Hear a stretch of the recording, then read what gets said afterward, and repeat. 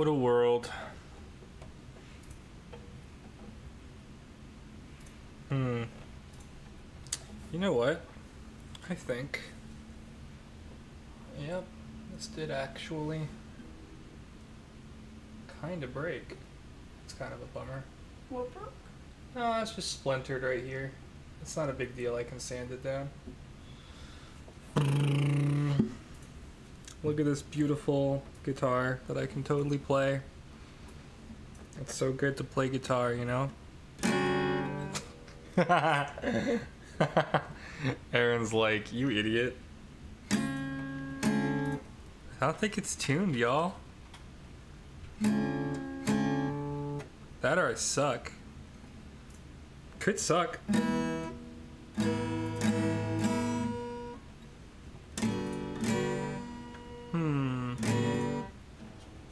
What's my favorite chord? Glad you asked.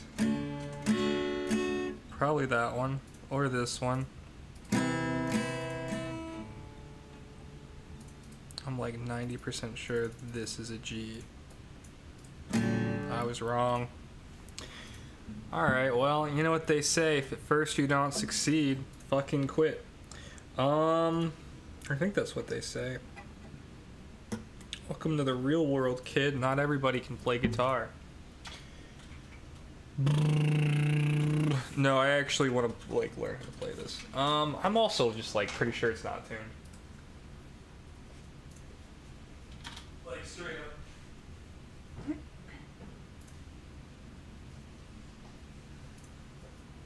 Gosh, look how great this chair looks with this green on it. Oh wait. Oh, this green shows up. It's like a minty green. Looks like a freaking, I don't know, like some kind of, what do people call them? Whatever Greek people use for thrones. We played Tim today. I mean, we're not right now, but like we did. We did, and it was pretty cool. Why was it cool? Great question. Because we won. We beat up, who did we beat up? Oh yeah, I don't think I ever... Who were we playing? We played Legacy. Was it Exotic? No, wait. Maybe it was Exotic. Let me check. Anomaly v... It was Enigma. That's who we fought.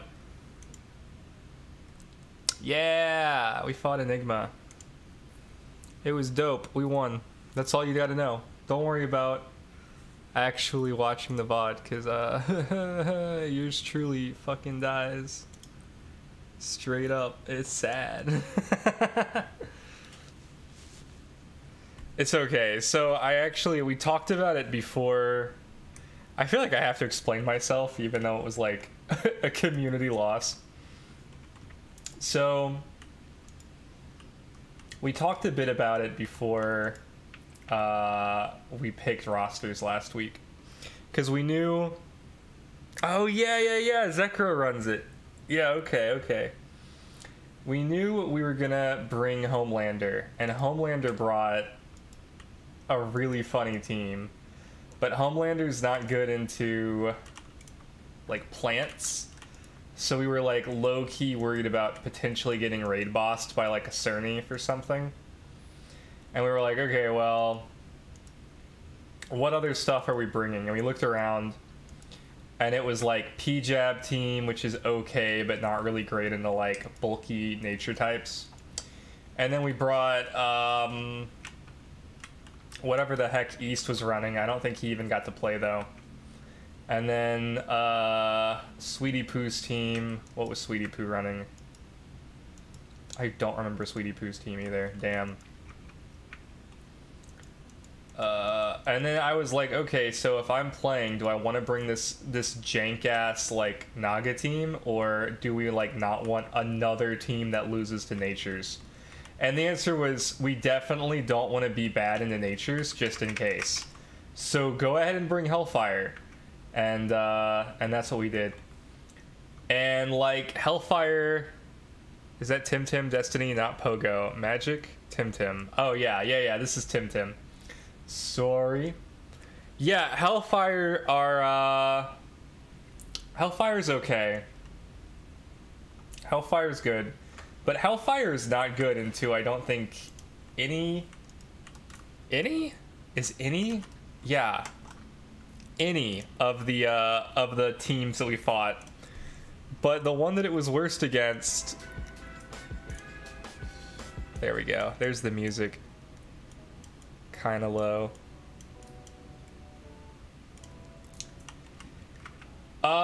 Yeah, no, the team that I ended up fighting was the one that, like, I think was the best team they had. It was a really fast Zaubian, and the person piloting, whose name escapes me, but he's awesome, just did, like, a whole video on how good it is, so... Yep. And so it was really funny, like, oh, gotta go fast Hedgen definitely outspeeds that, right? Yeah. Destroyed. None of my Tims were faster, or fast enough to really, like, outpace Zaubian in any meaningful way. And I thought, like, maybe that should be our first ban, but, like, no. Naga has to be the first ban. There's no way around it. And then Zaubian comes in, and it's just like, okay, well, not much you can do there. Like, you will get wastewatered in the Nesla. You'll get wastewatered into the Amphitheater. Looking back after, like, much thoughts about it, our best play, just because the Nesla is not as fast as Amphitheater, was probably to bring the Amphitheater and then just hit the Zaubian anyway, and, like, double into it, and, like, at that point, you know, maybe Hellfire has a more free game, but not really. It's still rough, so I definitely misplayed. I should say we misplayed, like, comrades, because, you know, I was not the only one making mistakes. Oh my god, I hate this dude. Why? Wait, I don't have to fight these guys. There's no reason to fight them. But yeah, while we definitely made some misplays, there was no coming back from that. But, like, you know, me playing Hellfire prevented us from running into, like, grass, so it's fine.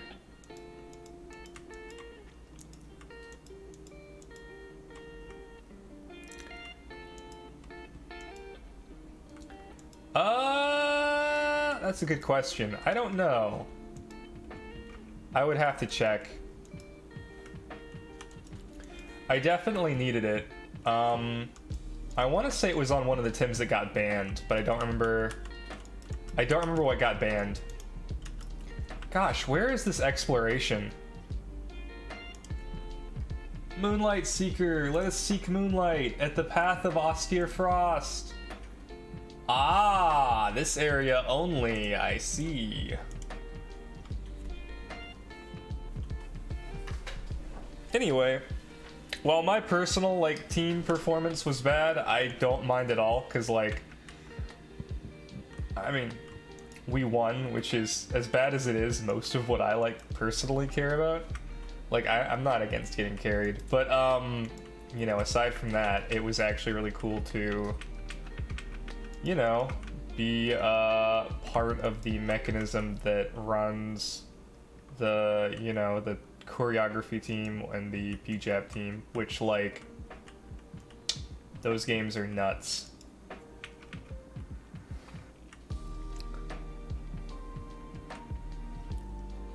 Yeah, I made the mistake of having the guild girl mark something early on the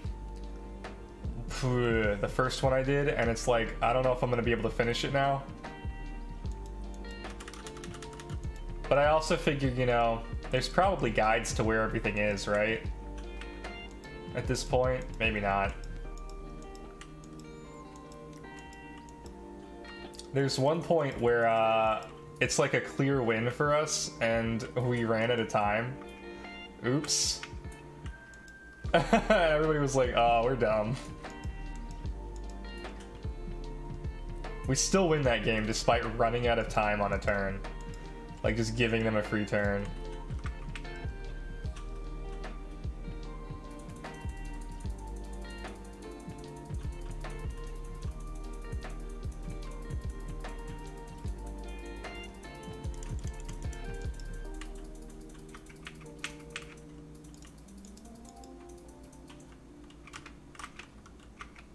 Yoink.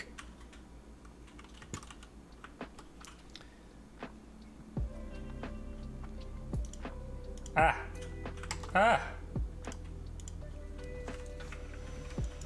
Yeah, I suppose if I were trying to like try hard this, and I probably should be, I would pull up the map at the beginning and then just like go. But yeah, that definitely starts happening after a while. It's like, yo, just like for the record, you guys have 20 seconds, 15 seconds, 10 seconds. Make moves. Last week we won last week, but there was a game that we could have won that we lost because we forgot that like their Mushuk ran Plague, which was a huge or not Plague, sorry, Mushuk does not run Plague. We forgot that our Mushuk ran Cage. So we got caged in, which was not a deal breaker. The deal breaker was we then tornadoed the Mushuk and killed it, and then they were able to bring in a Tim, and that killed our win con, and it was like, oh, guess we lose here. But at least we didn't get caged this week. We pulled off a really nice cage, actually. I was pretty happy with that cage. Oh man, where is this thing? There it is. These are so weird. I don't know if I like this event. I might miss out on fish. I do want those primos though.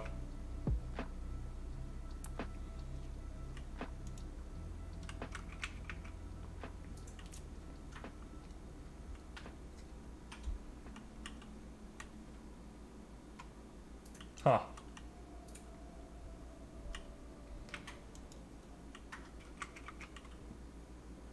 I'm at 92% in that first leeway area. Yoink. It's time to climb. It might be actually time to teleport. Back up here. The map is down. Yeah, because a bunch of jackasses like me thought it'd be a good idea to wait till the last second on this.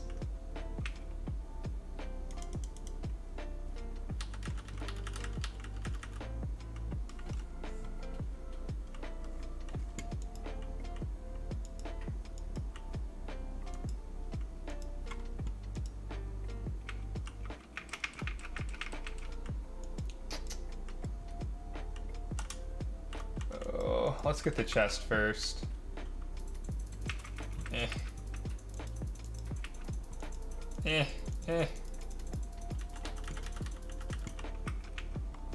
Wow.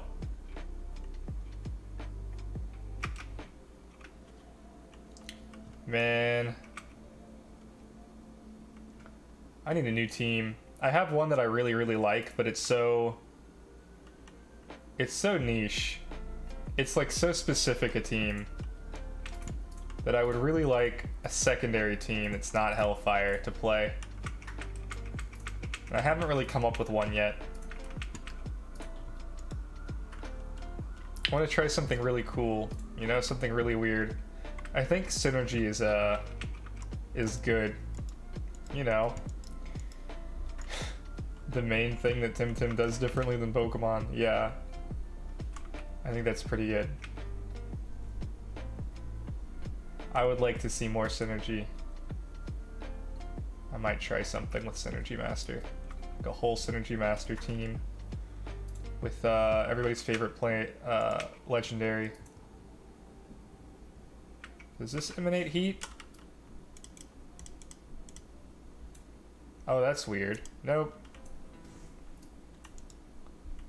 Oh no, it does. It does give us heat. Cool. I would love to make a Volgon team. I want to put a Doroboros on it though. I want to do like mental collaboration, I think is good. I know it's like kind of win more, but I think it's too funny not to try and build a team out of. Yo, everywhere is extremely cold.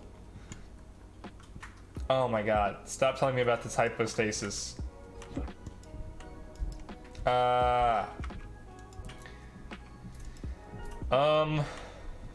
Yeah. Adoraboros with Psychic Collaborator sounds funny. Psychic Koish with Psycho Collaborator sounds funny. But like better than that is like Faraday Cage off of Lawaddle with Synergy Master Adoraboros. I think that's like way too cool not to try.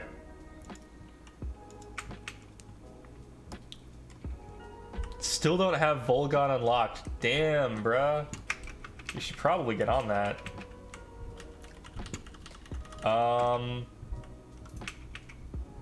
I wouldn't even... I mean, I would probably still grab Voodoo, just because, like, there's some cute things you can do with Voodoo, but I probably wouldn't go, like, all in on it.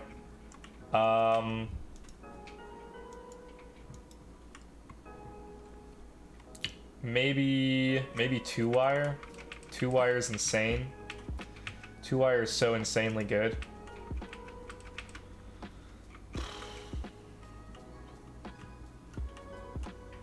Also kind of like the idea of going with Zaubian. But now we have 3 digital, so it's like, maybe don't. Also can't run Kazuma, gotta run Whip. Or Turbo Choreography, I guess, since you have Zaubian. Not Zaubian, sorry. Since you have Volgon. I don't know, it's like an idea I'm kicking around is like try and make Adoraboros and Faraday Cage work. How close are we to like finishing this thing? Ooh, we're already at 41%. That's kind of high. Yeah, we got to 93% before I like ran out of things to find. Path of Austere Forest. Wow. And I guess I should do these. These are where like all the primo gyms live.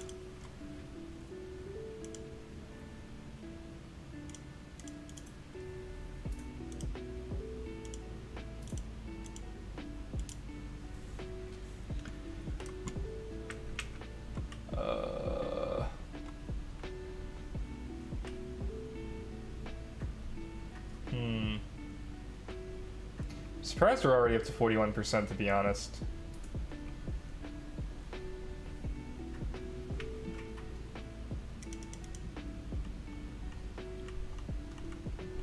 Is it Austere Frost or Austere Forest? Austere Frost. OB10 with Sparks and Double Edge supporting a Nox and some other stuff. I don't want to run Nox or OB10, to be honest.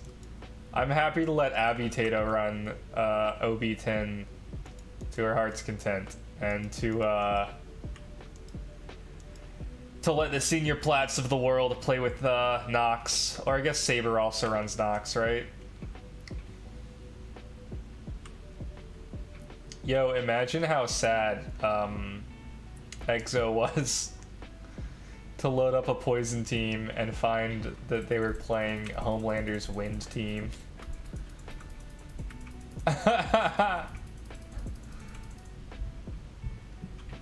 Our club's champion uses Nox very well. That sounds fun.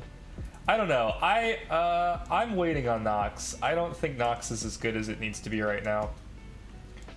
This is like kind of a weird concept, I guess, but I think that there are certain things in this game that are currently overpowered because Krima is balancing for level 100, not for level 72. So I'm trying to figure out like what's going to be overpowered later and what's going to be underpowered later. And like the obvious things for me are like, okay, Mental and Melee are coming out, right? So Volfi's probably going to be bad soon. Not bad, but like, you know, Volfi's not going to be as good soon. And then this is probably as good as we'll ever see Bear. Big Bear.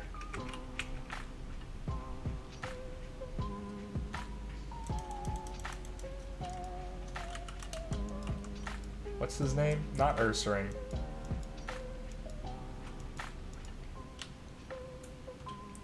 Yeah, the stamina is the biggest thing. So, Mom's lunch right now, I think, is a little OP. But, like, that makes sense, right? If everybody's less stamina. Fake beard is gonna get worse. Whip is gonna get better. You know? So...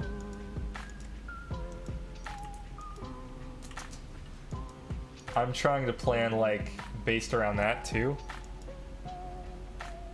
Yowler, thank you. Tim Ursaring.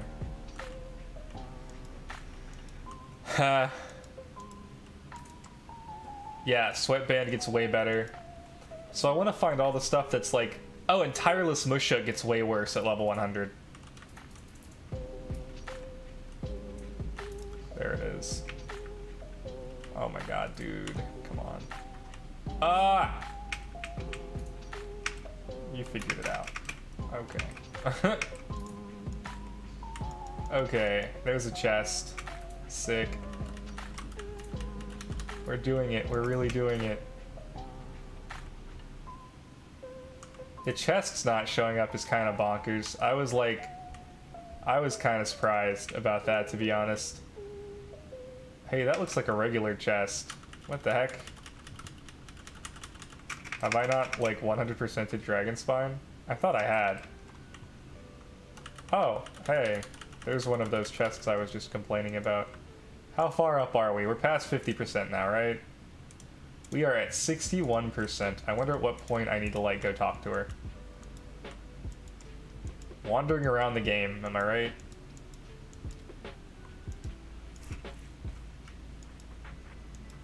Can always scuff the stam on Mushuk without with breeding. Not always. Not if you're in ladder.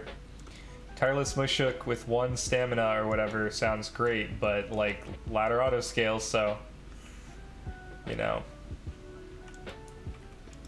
Fuck ladder.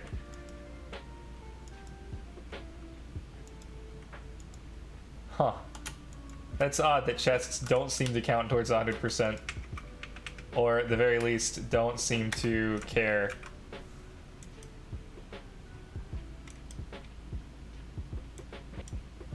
Yeah, Dragon Spine's one of the few areas I've 100%ed.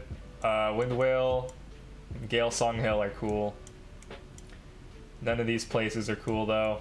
87% and 97%. Y'all top out at 70. Maybe one day. Maybe when I do those quests.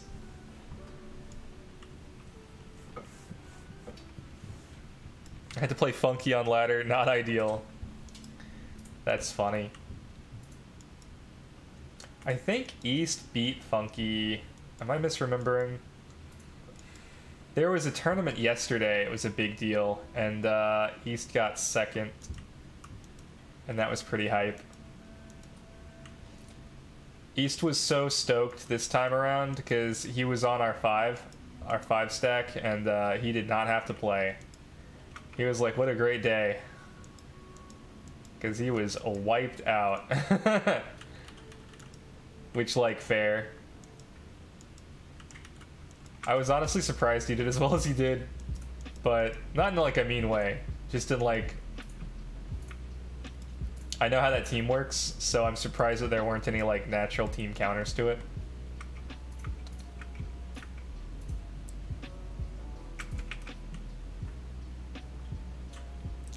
I've noticed that there are more things in Inazuma that really require you to come back day after day.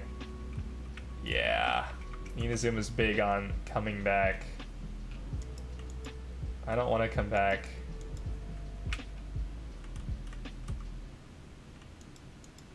Last week was my week not to have to play. I was on the roster and I had what I thought was like a really strong team. And I just never saw play because we won before I could use it. They were like, yeah, keep that under wraps, I guess. Keep your tech secret. And I'm like, alright. And for what it's worth, like, we did talk about, like, okay, do we want everybody to be able to play, or do we want to, like, win, or, like, what should we do? And I was like, look, everybody will play eventually. If I don't play, it's not the end of the world. So, like, Rest assured, I was on team let's just win. Let's get that bread. So my contribution last week was telling everybody to attack. It was pretty funny. They would be like, do we turbo choreography? Or do we refresh? I was like, nah, man. Do damage. Do damage. Do damage. And they did damage, and then they won. And I was like, yeah, doing damage is good. Press green circles. And it was really cool, because this week, Quarter had that energy. So I had to, like, not be loud. Oh man, what a fun system. I like Club Wars. I'm 100% into Club Wars. I like it a lot. It's a good thing.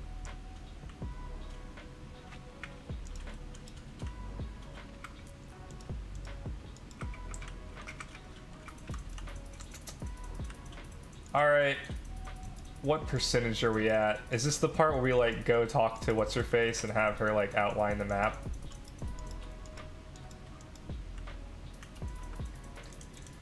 We are at 68%. Yikes. I mean, I'm all out of ideas. I guess we could go back to the ribcage area.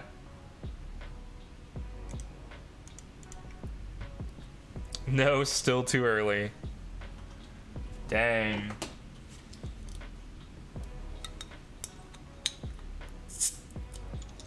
What percentage do we go talk to her?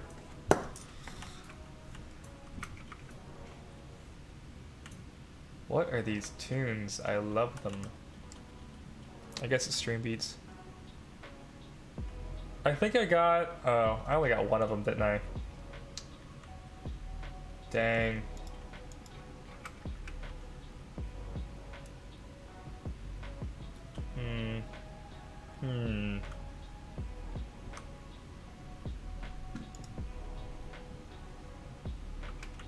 Maybe I did get all of them.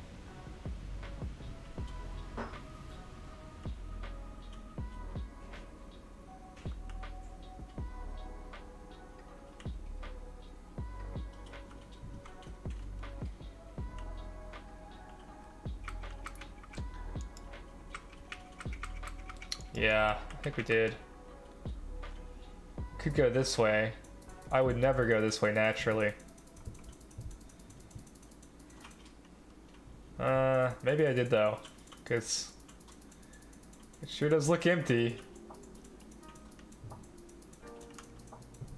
I care so little about this cold damage, and like so far it's paying off.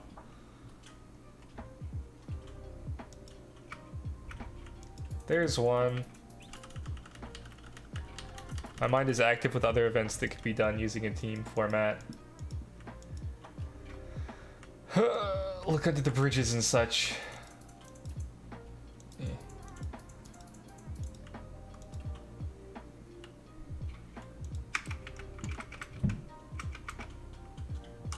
What's up, gentlemen? Smack, smack, smack! Smack! Smackaroo! Boop! He's down for the count! He's done. What a game. They had real sports on today. Sunday is like a real sport day for sports. They did American football today. That was a big deal for people who watch American football. Yep. Good for them. I'm glad they've got a thing. Oh. Oh man. Clockwise around the mountain base. I feel like the mountain base would be too far away, right? Maybe not. Whoop. They weren't expecting this. That's true. Well, okay, let me put it this way. I didn't really have any until I logged in after stream, so Look at that, 72%. God, I don't care about this. How do I already own 2 of these? Where did I get 2 of these from? I guess I should probably figure this out, huh? God damn. What a tragedy. Ah, good for me. I guess I think of the actual mountain base as being like deeper in.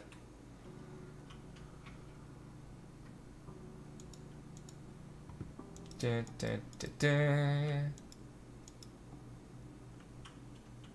Snow, snow, snow. Boop.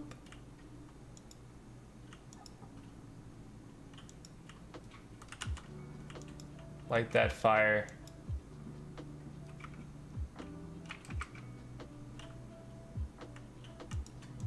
Dang.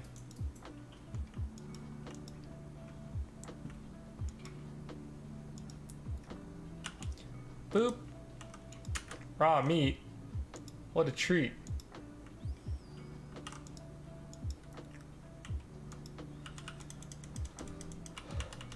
Oop, oop, oop. She did not care about that damage. That's not cool. That's not cool, lady. Now she cares.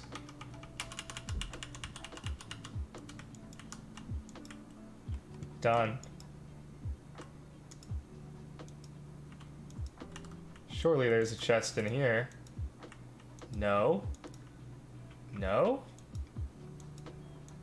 Damn. It's so sad.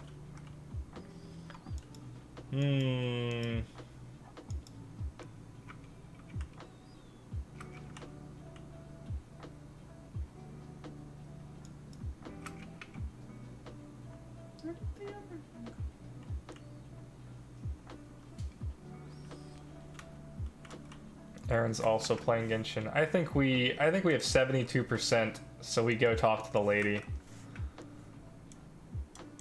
I've got big talk to the lady energy right now.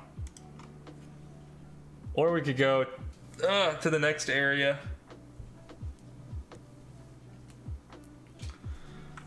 Huh. She'll mark some. I don't know. She'll be all like, come back tomorrow. I mean, never risked more than 10%. This area, ooh. Wow, this is a weird area. Okay, okay.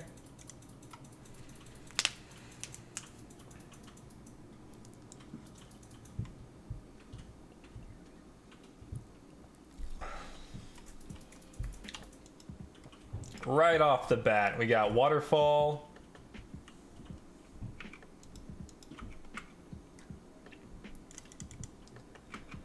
Boom. Sweet. Flawless. Nope, I guess we're not. The competition venue. What the hell? Paimon, what are you talking about? We're looking for mints. Chill. Looking for a giant after dinner mints. I don't know what Paimon's talking about ever.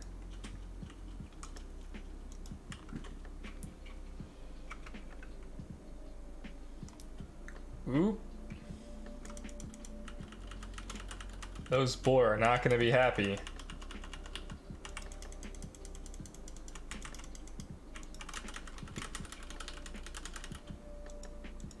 Oh, in the tree. This is like an Easter egg hunt, but like if I were a child.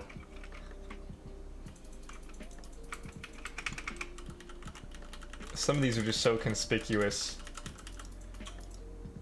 But just like the obvious Easter eggs on Easter, like two always get lost. And then, you know, you find it 2 months later. Huh.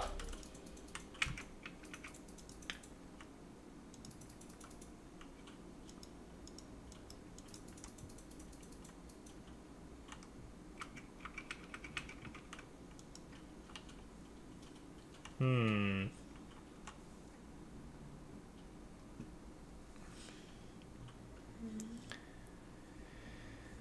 The main quest.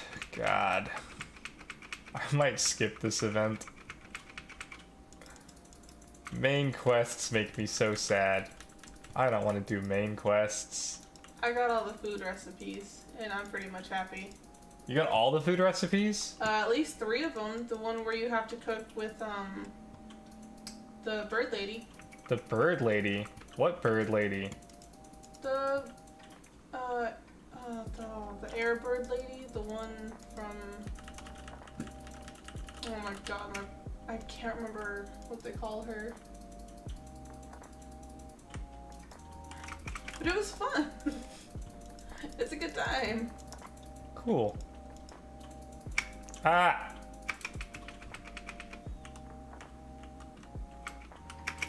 Oh, cloud retainer. Yeah! Her. You cook with her in like 3 different parts of the world. Oh. And you get recipes. As well as some other stuff. Gotta get them foods. I want those recipes. Recipes! Alright, yes, you did tell me about the quest. I agree, but like...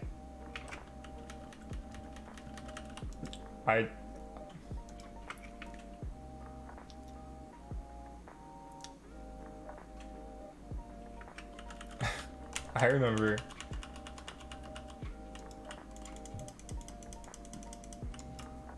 Eh.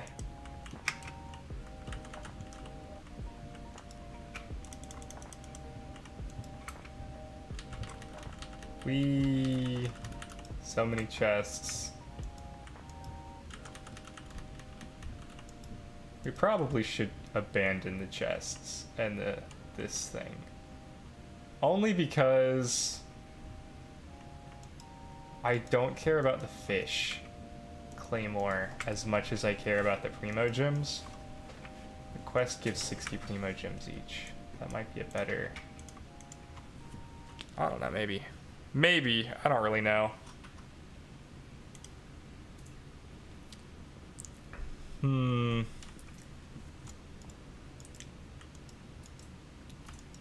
Huh.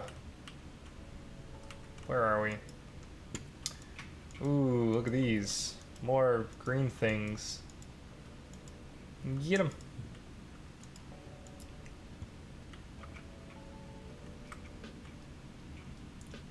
Yeah.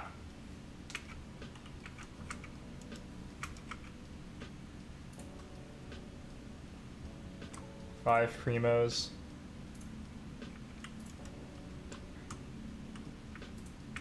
Hmm. 120. 120 chests? Or 120 total primos.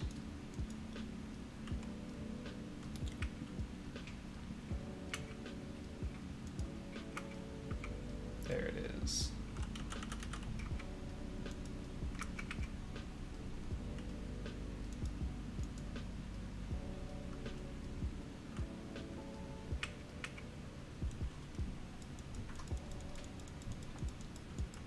That's still like 600 primos. And surely I've gotten most of them, right? Like, how much are we up to on here? Only 38%, damn. Yikes.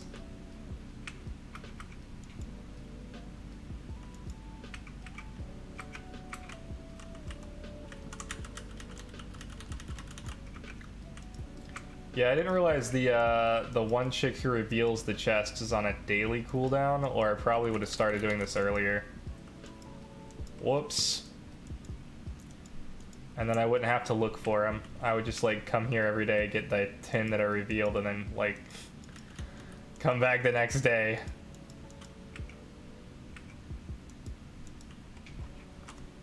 Classic.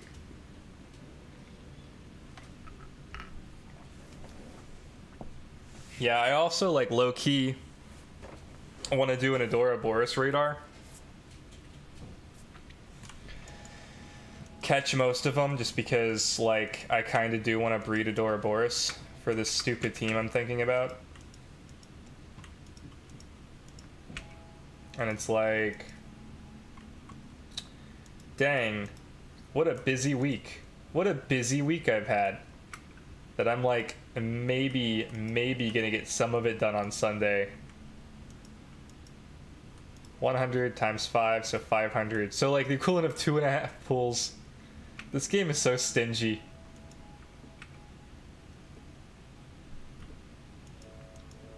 Like that's that's so little.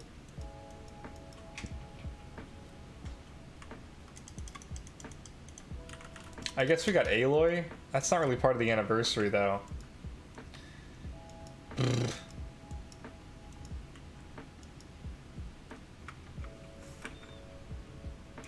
I don't think I'm in the area anymore.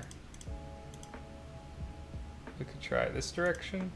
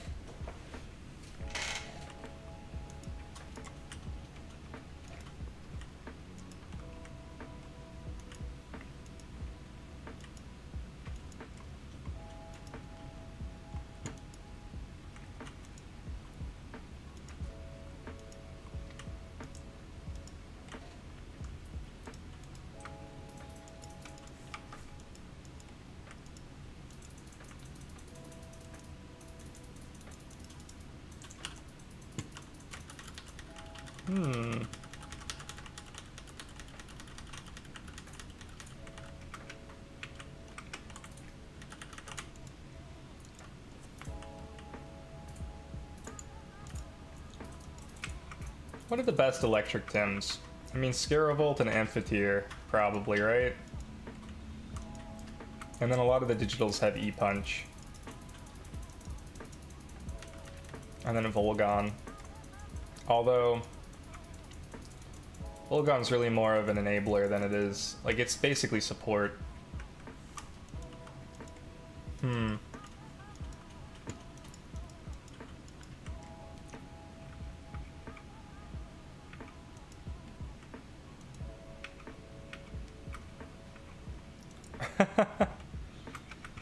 The cooking part? I guess I should do that.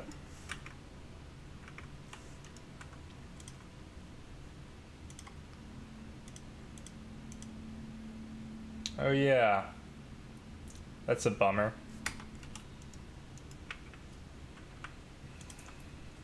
What could I do instead of that? Spin Demora. Cook 3 more dishes. Purchase 2 Serenity pot items. Sure.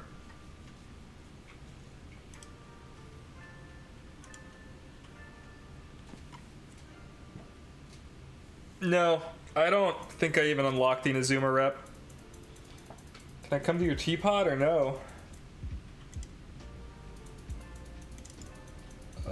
Alright. What?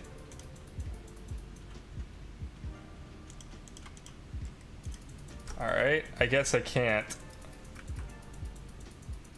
I literally don't have that unlocked. I don't know how else to say it. Yeah, I haven't unlocked it.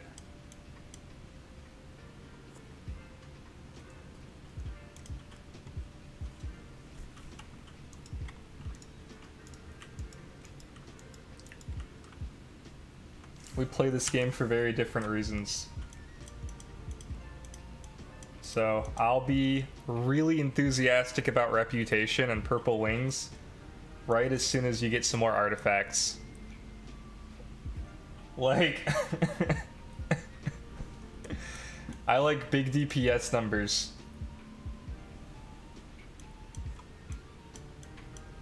I'm pretty sure there's an associated quest, but even if there isn't, like...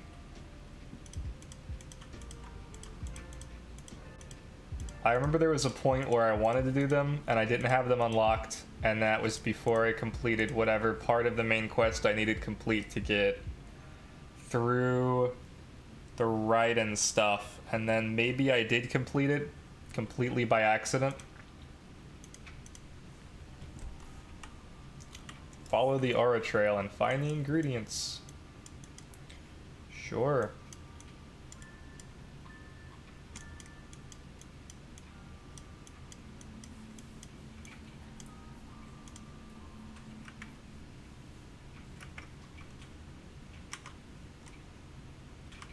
Nope, that's not what I want.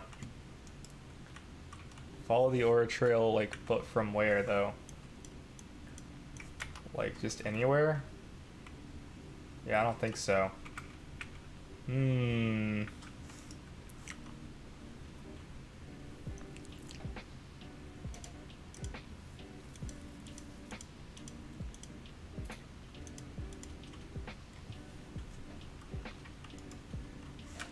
The aura trail. Okay, well, I think I remember something over here.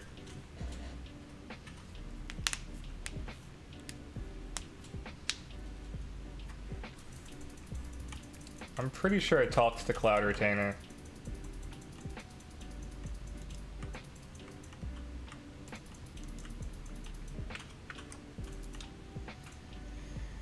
She was really excited about her contraption, and I think I clicked the option that was like, hey, how much does it cost? And she made some joke about me not affording it.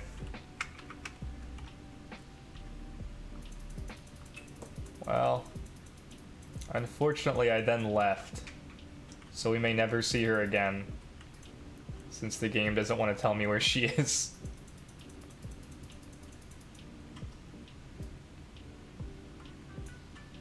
Interesting move, video game. Interesting move. I kind of landed on her by accident because I was looking for those green things in chests, and I like stumbled upon a Cloud Retainer. Is that her? That looks like her. And I was like, whoa, I can talk to her? And then, like, lo and behold, that was part of the quest.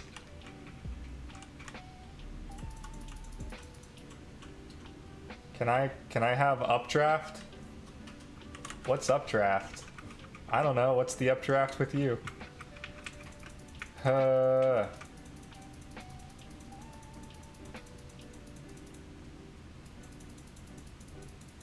Guess I'm gonna die.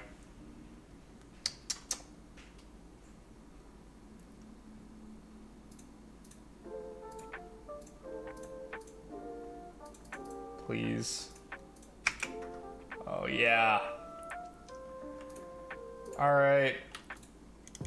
The machine is activated. Follow the tracks. Sure.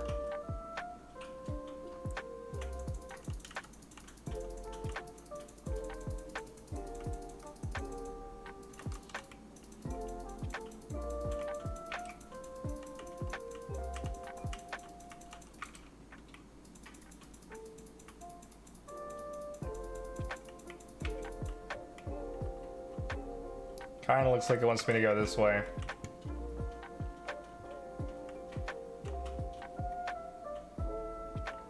And then around.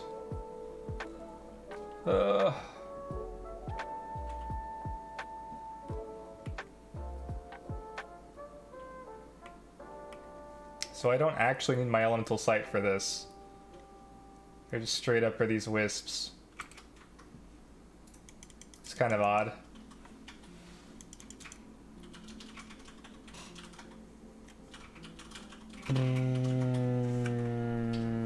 Damn.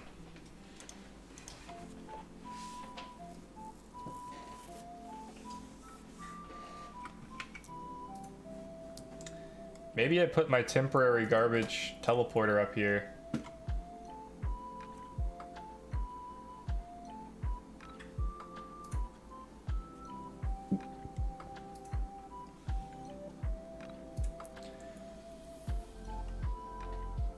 No.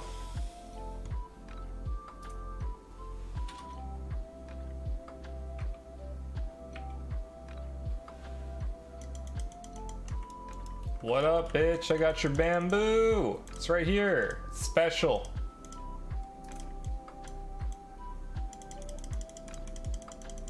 We're ready to cook. All you gotta do is... okay. If the temperature is too high or low, the temperature meter will turn red or green.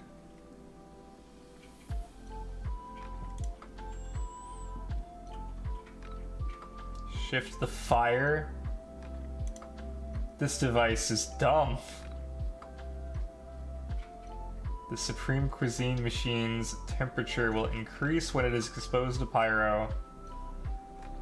Alright, sure. What a great time to be fire and water. Alright. Yep, I would like to try this.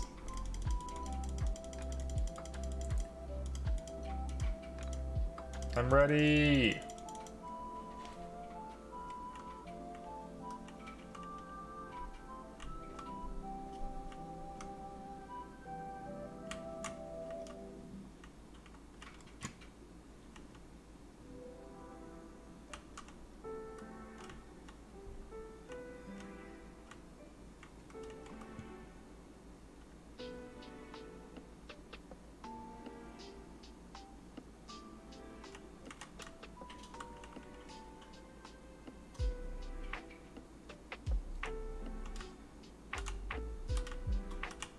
Oh my gosh, please.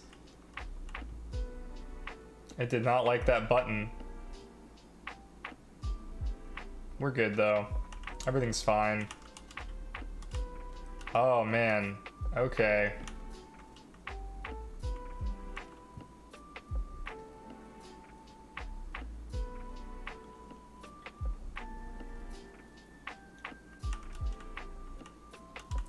Please?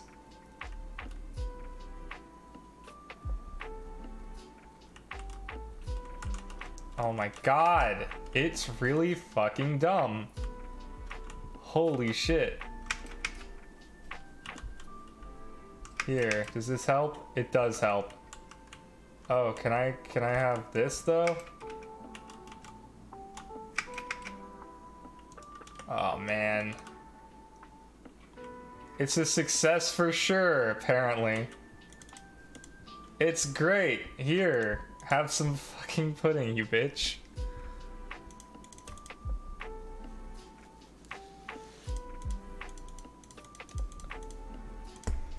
I don't care. Thank you for the recipe. Oh my god. Quest complete. Did I do this or no? Probably not. It doesn't have a check mark next to it. Let's go get that next recipe, I guess. Oh, it's 3,000 miles away.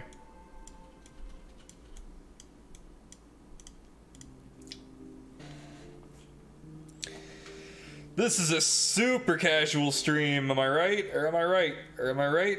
I'm right. Casual as fuck. Look at all these people who claim to have followed. Are they real people? I don't think so.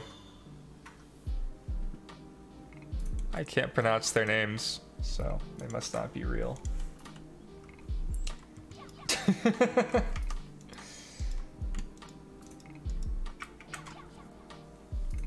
It's a mystery. DPDDA underscore Salpie might be real. Who knows? I certainly don't. Is it Cloud Retainer again? Oh man, she's the best. What's up, Cloud Retainer? What are you making? Oh, it's a new dish? That's great.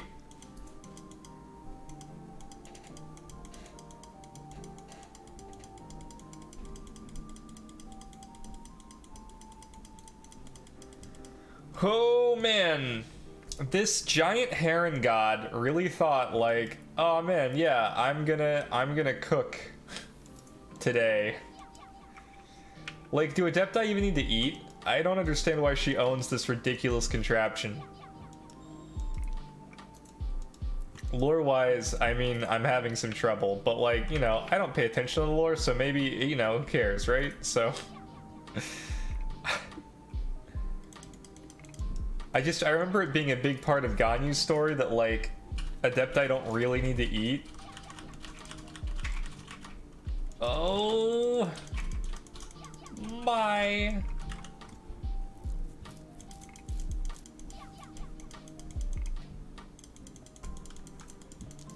It isn't even a puzzle.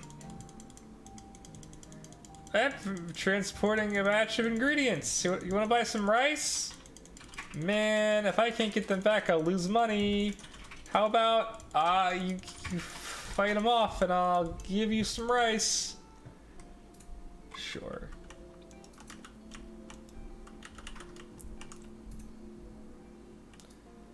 Oh man. Oh, look at the damage. I just love big damage numbers. You know what I mean? They're my favorite kind of numbers.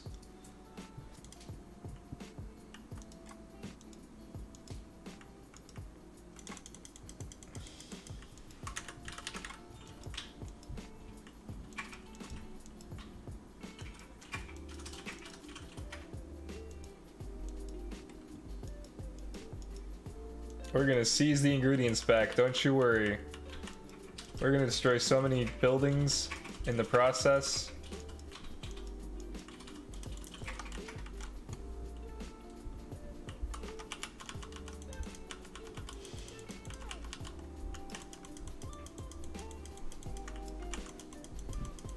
I see.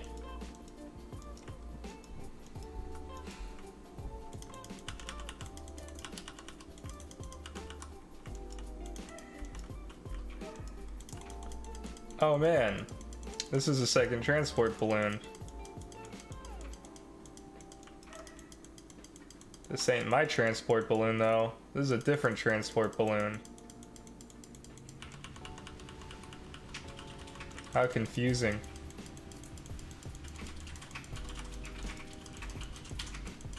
Can't believe that dude's still alive. Got those ingredients.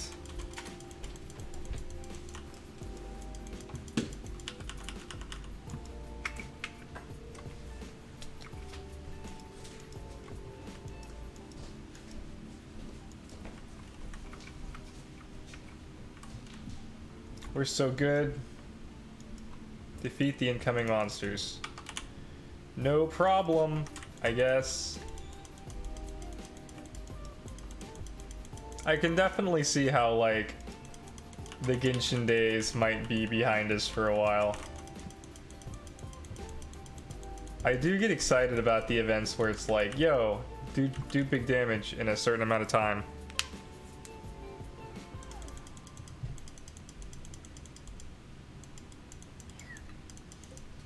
I mean, weren't you saying you're probably about to take a huge hiatus?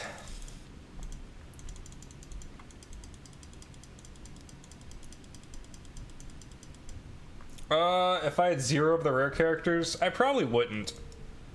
I mean, I could, right? Like, 1, 2, 3...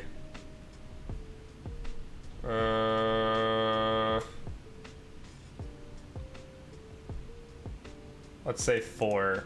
Like, this is a pretty good team. And then like 1, 2, 3, 4 is probably a pretty good team. Or 1, 2, 3, 4 is a great team. So like I could easily play this game without the rare characters, but I don't think it'd be as fun. I enjoy playing with the rare characters.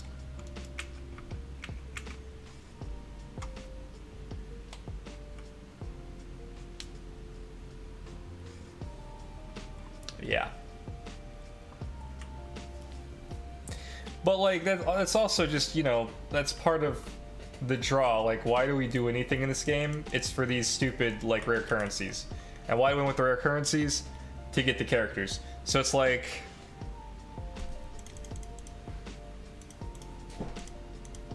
if you're not gonna get any of the characters anyway, why play the game, right? You've eliminated the prize for gambling. All right, Heron bitch, you gotta give me my, what is this? Cake? Pie? Pumpkin pie. Pumpkin pie. Look at this cute lady. She gives me pumpkin pie. You gotta love it. Gotta take care of your beans. All right, well, I don't care about the story, and the exploration is fun, but it would not be enough to keep me interested.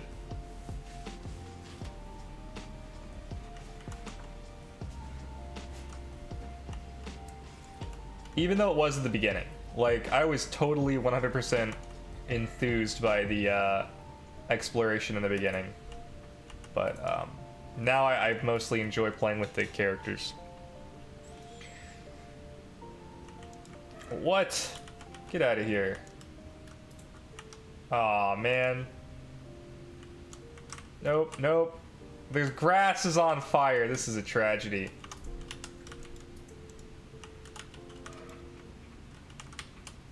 Go this direction. Ah, crap.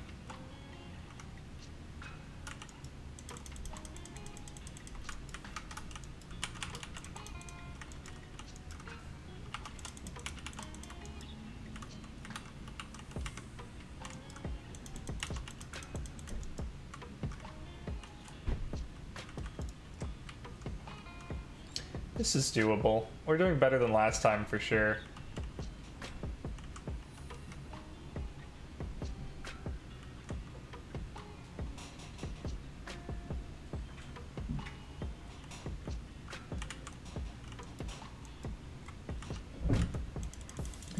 Yo, here's your rice pudding, Heron bitch. Look at them legs. Those are some heron legs. Whew. Next up, we gotta get to probably Dragon Spine. I think that's probably safe. It's probably a safe bet.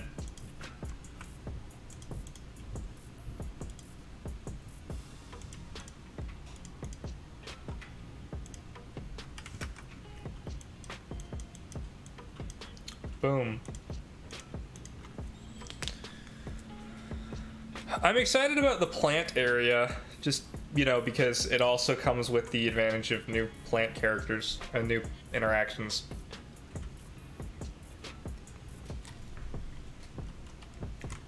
I don't know, I guess sometime around, I guess when Leeway came out, it was, no, it was after Dragon Spine, actually. There was a point where I realized, like, they don't have that many ways to make the exploration varied enough for me to, like, stay interested. And, like, I think, in fairness, Japan Islands have definitely, like, done their best to make it interesting. There are, like, quests that unlock things, but I guess, maybe it's that the rewards for exploration aren't as good as I want them to be. But there's, like, something. There's something that makes it not as fun to me as, like, playing through, like, Yuppie Psycho was a lot of fun to explore. Heh. I mean, Genshin has its fair share of different ideas than Zelda. I think the issue that I have with the comparison is Legend of Zelda had the mini shrines that were kind of fun, and this game doesn't really have an equivalent to that, which is kind of unfortunate.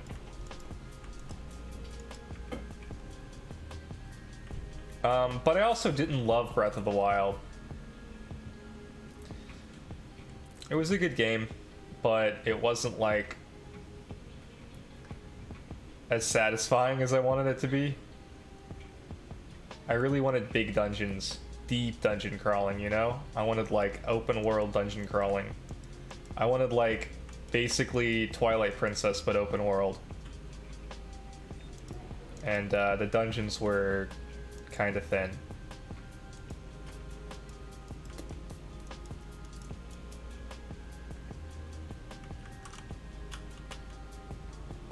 Now he has a hat.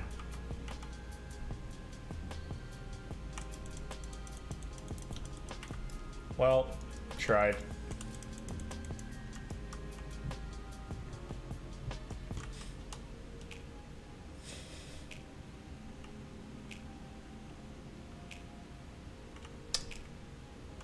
What?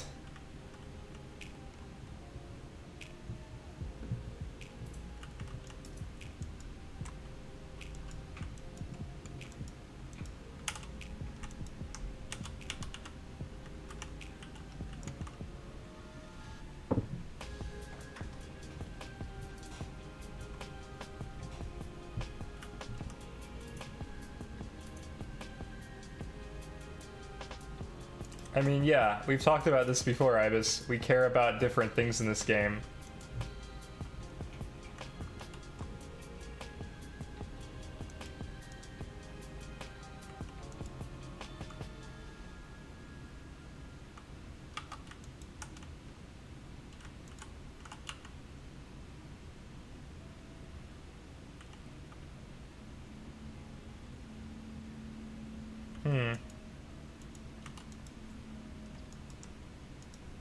Alright, have a good Psychonauts.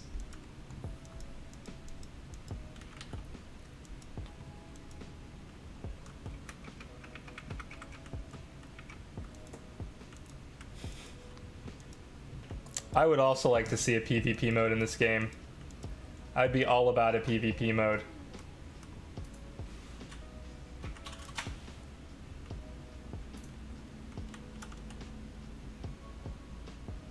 I might just go through the radar.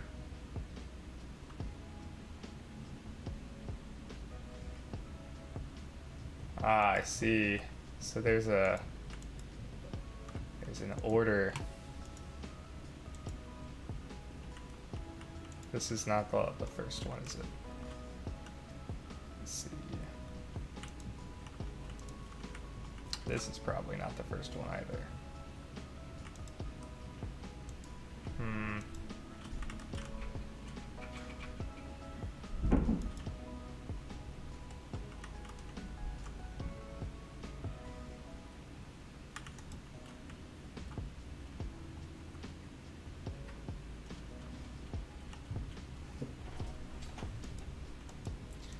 Low key, kind of want to like go do the radar. I like the co-op in this game.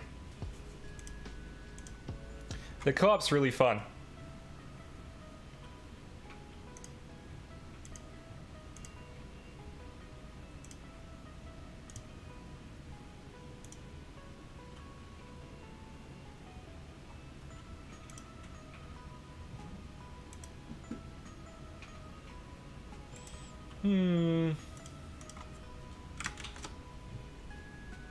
There we go.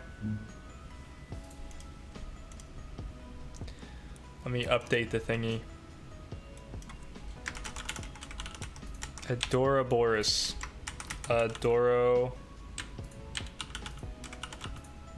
Boris radar.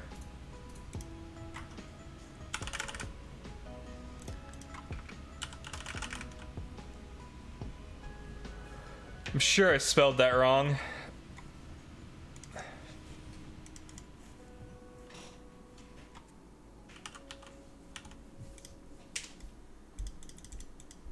I guess I could just check, right? I have this egg. Nope, I actually did spell it correctly. Cool. I guess I need to get rid of some stuff, though.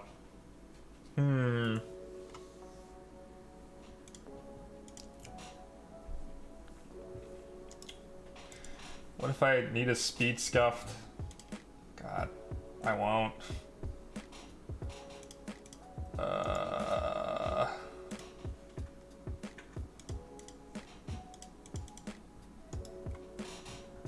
What am I never gonna breed? Hope your Lumalek is better than Babawa radar. We stayed up so late for that. I mean, straight up, I don't think I'm gonna get, God, I need some stuff to get rid of.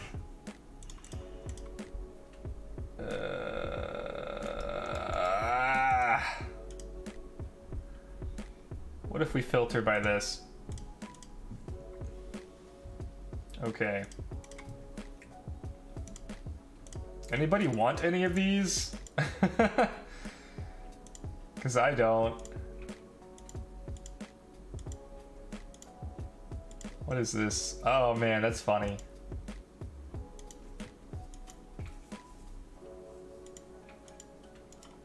I'm sure I have something that I can get rid of. God, it's so weird. Giving away stuff is more trouble than it's worth. Yeah, it kinda is, huh?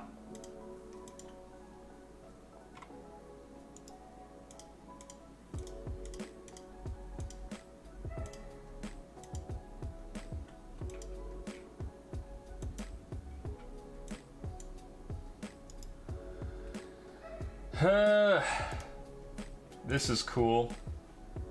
I really want to breed this.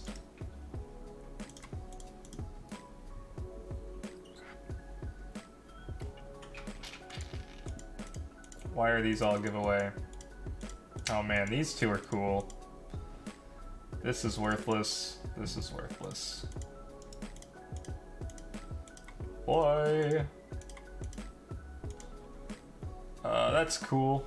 This is good for like some noob, for sure.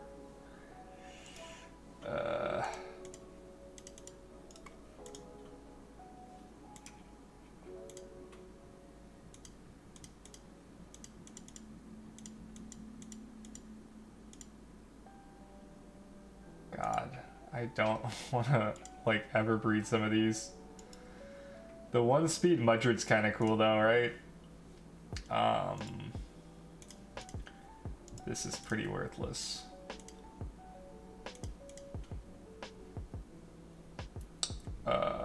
This is relevant. This is not really relevant anymore.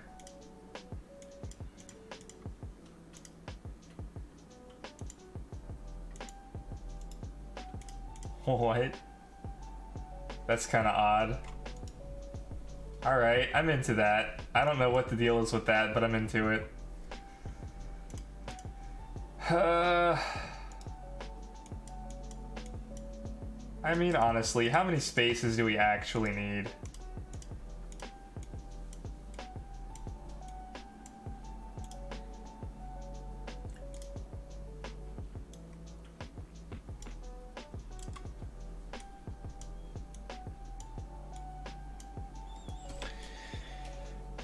How do we want to do this radar? That's the question. There are so many different ways we could do it. It is a mental toxic type. I feel like it doesn't get better than just like 2 Tulkans.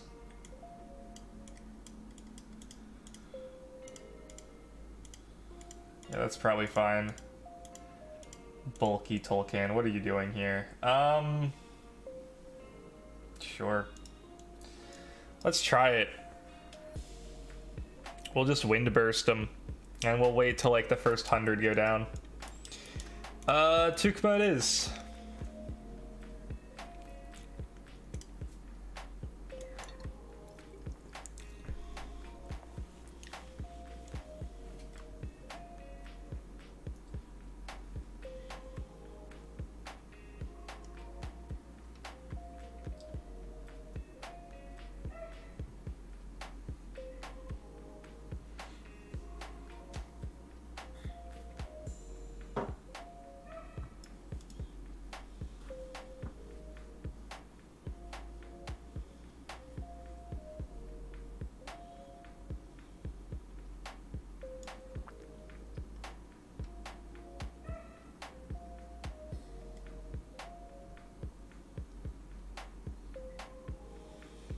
I think this is the Adoraboros zone. But I should probably check, right? Like, we should make sure. Before I, like, turn a radar on.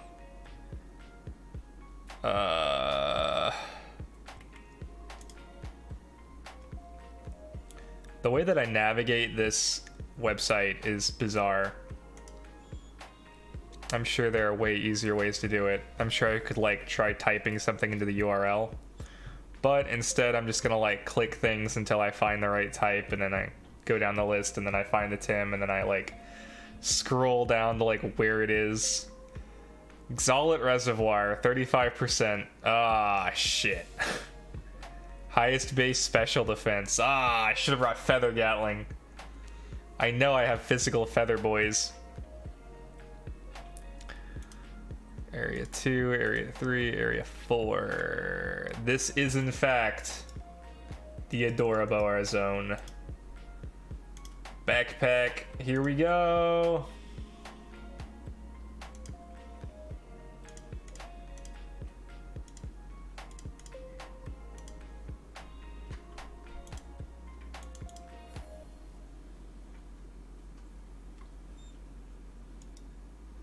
It works! Oh my god, that took a while. They kind of look like cars. No, come back! You dick! Yeah! Ah, whatever. I'll get in the grass. You encountered an Adoraboros! You know what? Maybe I don't want heater, because I really don't want to have to watch the animation every time. You know what else? I bet Adoraboros has like a really rare... What is its... It gives 4 special defense. Ooh, if I needed special defense on anything, that would be really cool. But, unfortunately, I don't need shit, so... I could bring, no, who does know Feather Gatling? The birds. Volorand. Yeah, I might trade out the heater one for a Volorand. That might be useful.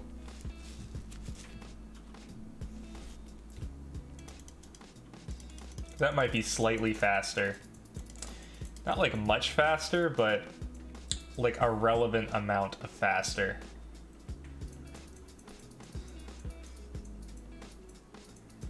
Yeah. I think we still keep... Because Toxic Skin doesn't affect Windburst, right? Like, we can still... I mean, it sucks that their special defense is higher, but, like, we can still get away with, like, 1 Tolkien, 1 Volorand.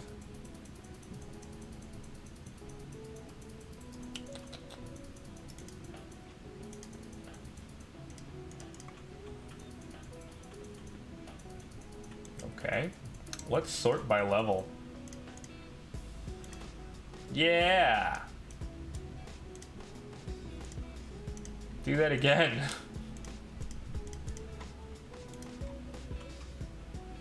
Yeah, alright. So those 2 are probably the best that we're gonna get.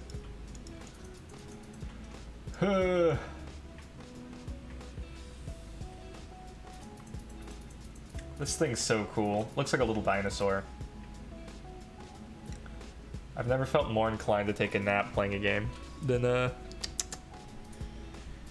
can switch to sea spikes. Yeah, you know, I might just go back now and like change out somebody for Toxic Crystal Tortonite.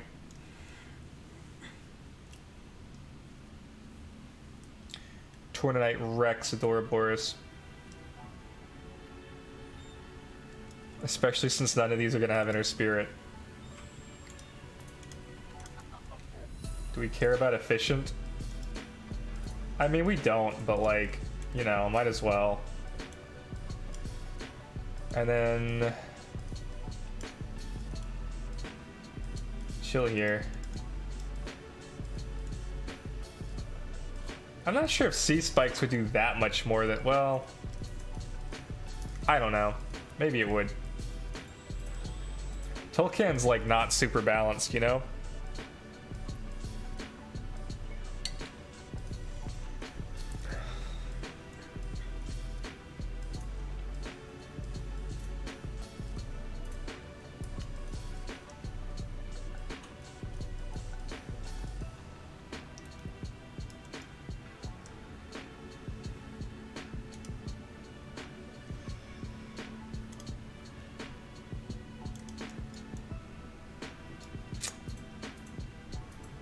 Dang. There's one.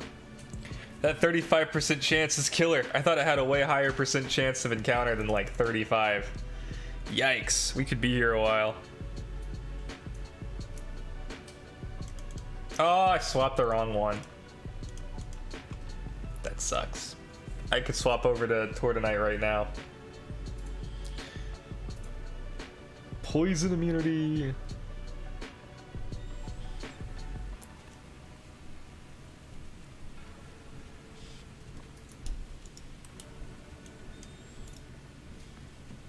I could have checked, but I didn't.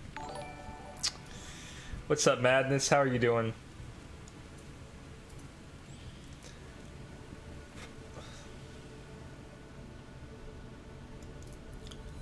I could ladder. I don't know. If I ladder, then I don't get the Adoraborises, do I? I'm doing alright. We won our club war, so I can't really ask for more than that. Tortonite faster than Vola. These are important speed tiers.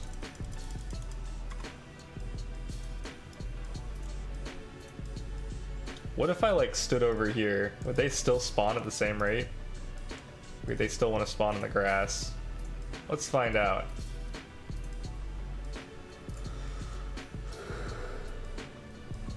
Oh. Nope, they'll spawn on this ground over here.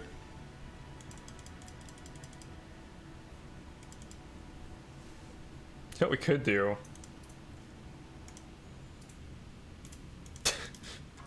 We just play 2 games.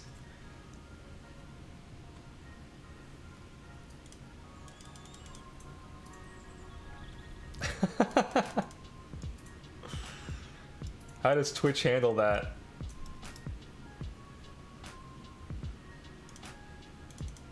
Like, what if I just do this?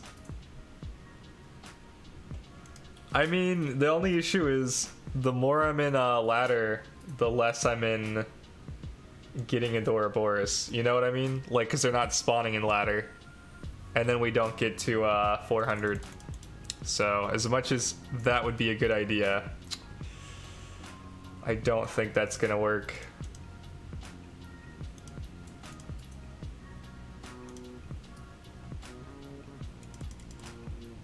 It's impossible to get bored when you're playing 2 video games at the same time, right? Oh, wait, there we go. Camera too far.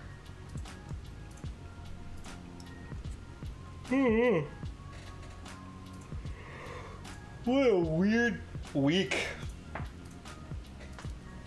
This is like one of the busiest weeks I've had recently.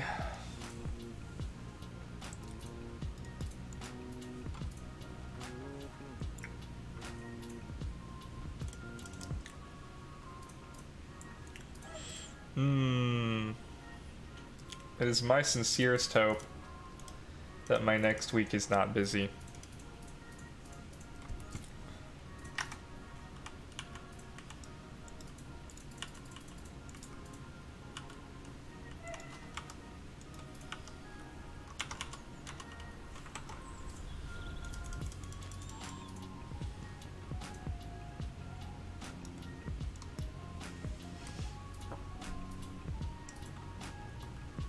No, I did nothing cool. It was just weird. That's not true. Thursday we played board games at Akus's, and then that was probably the coolest thing I did, to be honest.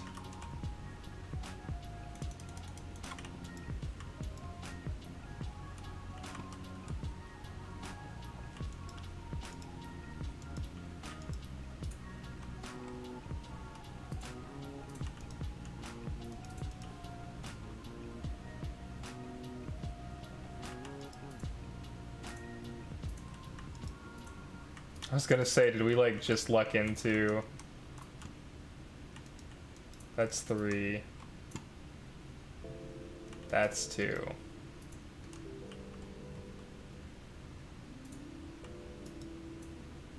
Okay, so let's try 1, 2, 3. 4?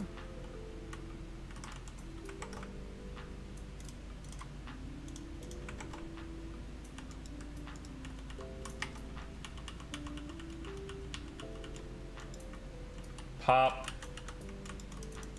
High quality chilled meat. Head back to Cloud Retainer. Deal.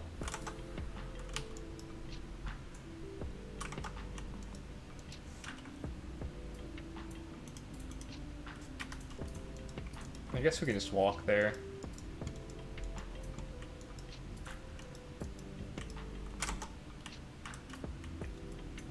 You can spawn up to 6 of these at a time.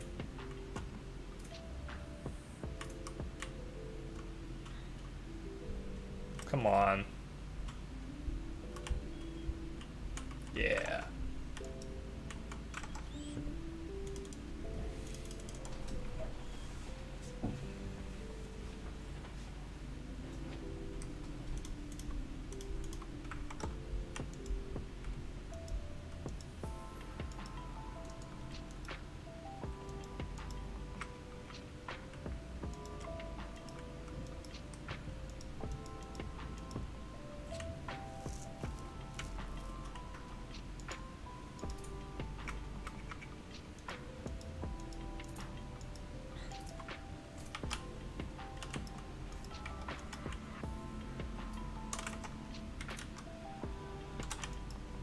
Yeah, that's 2 of them.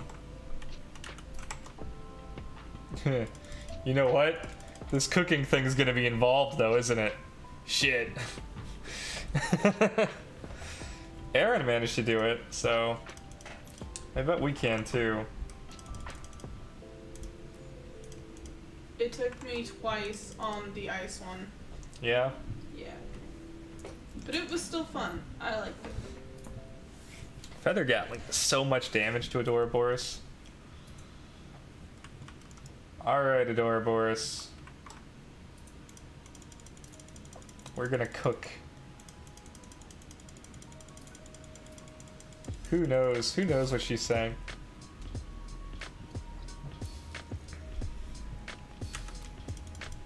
Yeah, I'm totally prepared.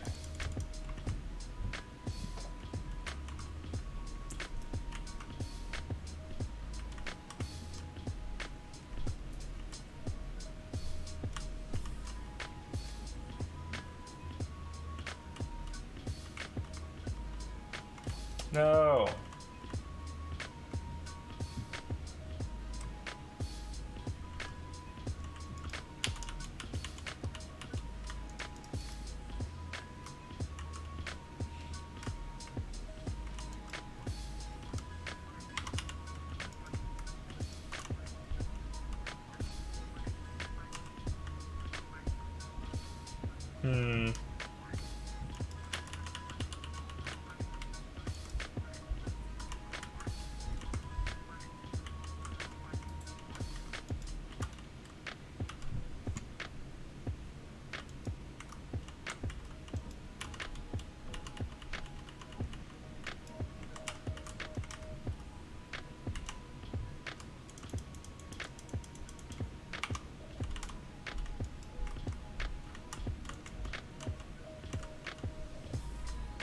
We're totally gonna do it. We're totally gonna get it.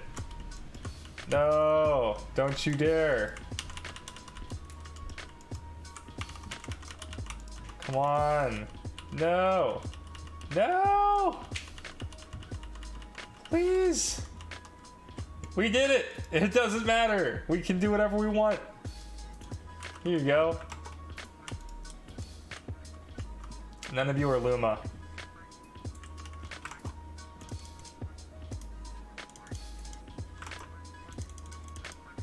You gotta love playing 2 games at once, right? Like, have we reached peak grinding?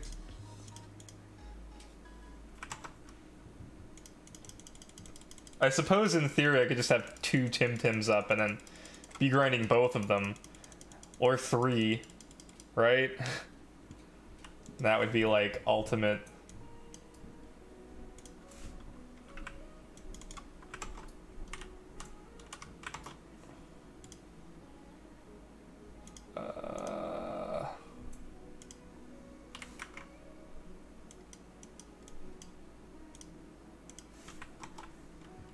I'll quit before I run a second account. Yeah, wise words. I know somebody who was talking about virtual machines so that they could run two at once. Like Discord plus Temtem plus Discord plus like Temtem.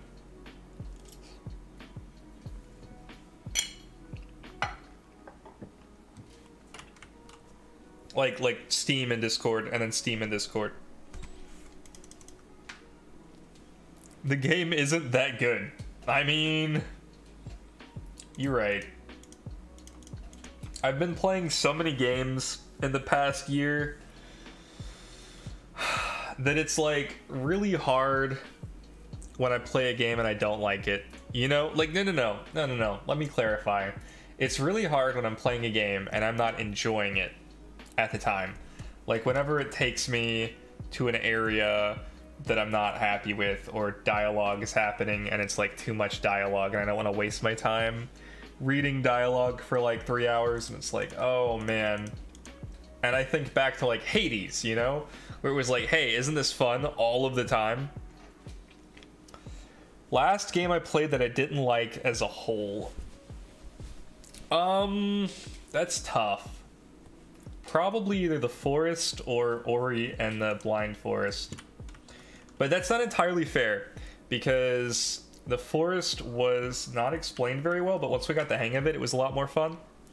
And then Ori and the Blind Forest, I specifically remember not liking that one because it was a little slow to start, and I was playing with a PlayStation controller instead of an Xbox controller, so the controls were confused. So those are probably bad examples. Like, honestly, like Temtem probably.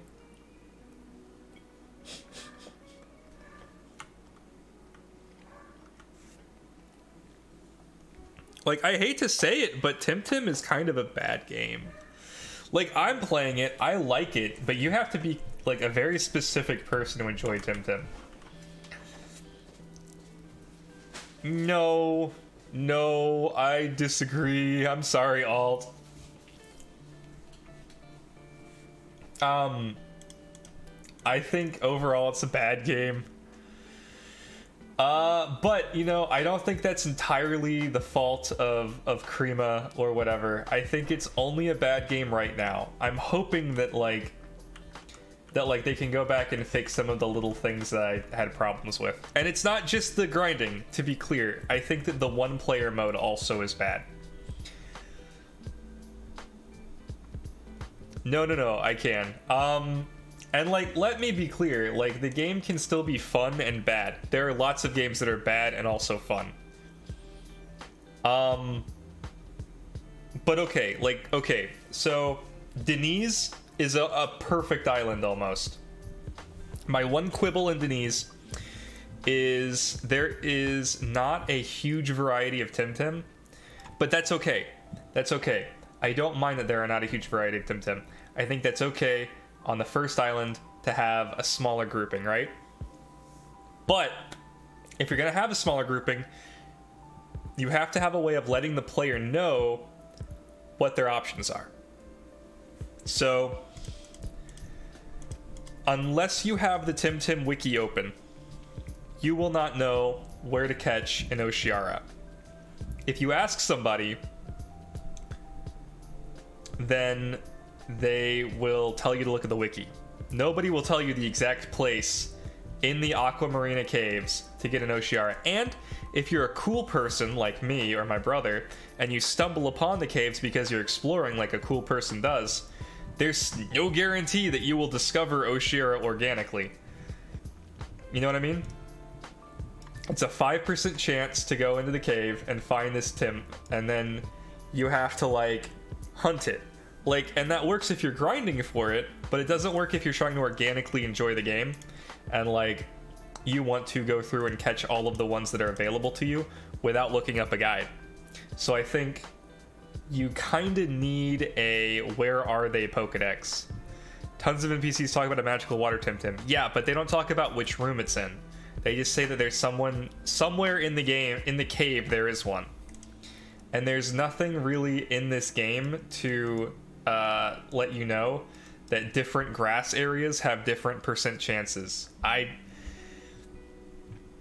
think that it would be a very hard argument for you to tell me that, like, Oshiara, Nesla, Barnshee, and there's another 5 or 10% Tim, Hocus doesn't count, are well broadcast to a new player playing Tim for the first time. That's a hard sell for me. And it's not a unique problem to Denise, but it's the only problem with Denise. Otherwise, Denise is a perfect island. And I think there are a lot of different ways you could implement it. I think you could throw a Timpedia thing up there where, like, you click this. Oh, you saw Oshiara? Okay. Who had it? The gym leader? Cool. Where is it? And then you click a button and it says, like, oh, it's, you know, and then it shows you the area. So, like, here. And then you have to go look around for it. It's not about paying attention, Alt. I paid attention and I couldn't find it. Somebody had to tell me where it was. In fact, there were multiple instances playing this game where I was paying attention and still didn't see something, and a streamer or a chat, somebody in chat had to tell me, like, hey, by the way, this is important. You might want to do this, you know? So not everything is well broadcast, and you could make a pretty good list.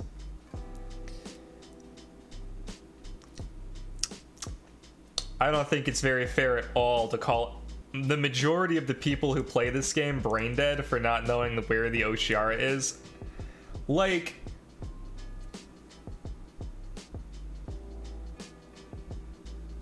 no, I disagree entirely with that idea. There's just nothing indicating that Oshiara spawns in those 2 rooms. And again, it's not just Oshiara. It's Nesla and also Barnshee that have this problem. In fact, every 5 or 10% Tim has this problem where it's not well broadcast at all. Where these are. There's always someone cool at waterfalls in games. That's gamer language. You can't just say, like, oh, it's obviously broadcast because whenever you load into a Metroidvania, you should go left. Like, that's not fair. Usually the game will have something in it that says, hey, you might want to go left, you know? Or there'll be something a little further in where it's hidden behind a rock, but the game tells you, using organic, like, semi-organic game design, where, like, you have no choice but to go behind a rock, and it's like, oh yeah, sometimes there are hidden things. Or, like, Hyperlight Drifter had the notes, where, like, a little dot would appear under the secrets. There are things like that. Those are good. This game doesn't have anything like that. So you can't just say, like, other games are designed well, so you should extrapolate from how those games work that this one also has a hidden thing in the waterfall. No. And that's one minor gripe. I think Tukma is terrible.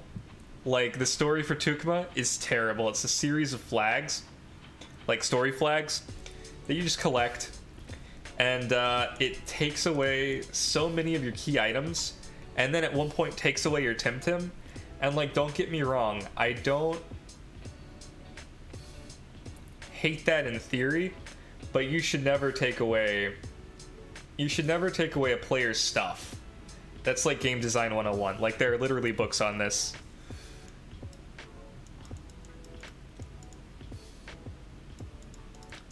Yeah, we're looking for the lair of the Sea Queen. Maybe it's around here. Does not translate in any way whatsoever to there's a Tim that only spawns in this room and one other room, and it has a 5% chance of showing up, and you should spend the next 30 minutes of your brand new playthrough looking for it.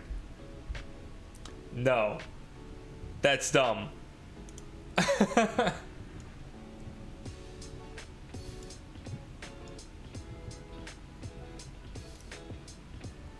So the one-player experience could be improved, and the co-op experience could be improved. But that's like, you know... Here's the thing. these bad game design decisions are really obvious because of how many good game design decisions Temtem has. Like, the combat in Temtem is as close to fresh as we've ever seen for a creature collector that's not, like, completely off the rails. Like, Spectrobes was completely off the rails. So, you know, that was really good game design. Denise as a whole has really good game design. I like that it's pretty linear, and then it opens up once you get the surfboard, and by the time you get the surfboard, you can just leave, meaning that most of Denise has, like, optional exploration. That's, like, super cool.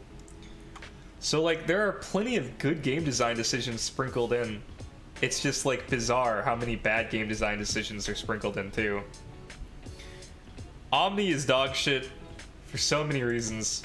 I think the biggest one, though, is, like, you've just gotten off of Denise, you've made the decision to either call Denise 100% complete, or you've decided to leave as soon as you were able to because you want to continue the story.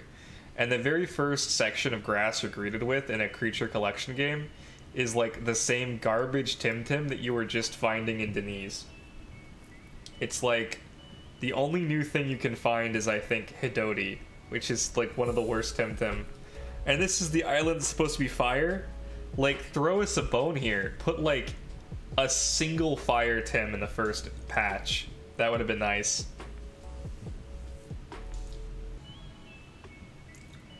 My brother is yet to finish Temtem. He has quit twice. The first one was in Amnesia. The second time was in Tukma. And having talked over, like, this game specifically with at least 2 of my game dev friends, they're also confused looking at it. Like, how did they do this? Why did they do this? Why did they think this was a good idea? Why would you introduce somebody to a new island and then put the exact same Temtem from the old island in the first area? I think it was intentional game design, but it wasn't very well thought out. Like, why even pair grass and fire in the first place, then? Besides, you could say the same thing about Genki appearing in Denise. Genki makes the entire Denise area easy as fuck. Like, am I missing something here? Genki, like, devours Denise. Genki kills Lady Lottie and then also kills the gym leader.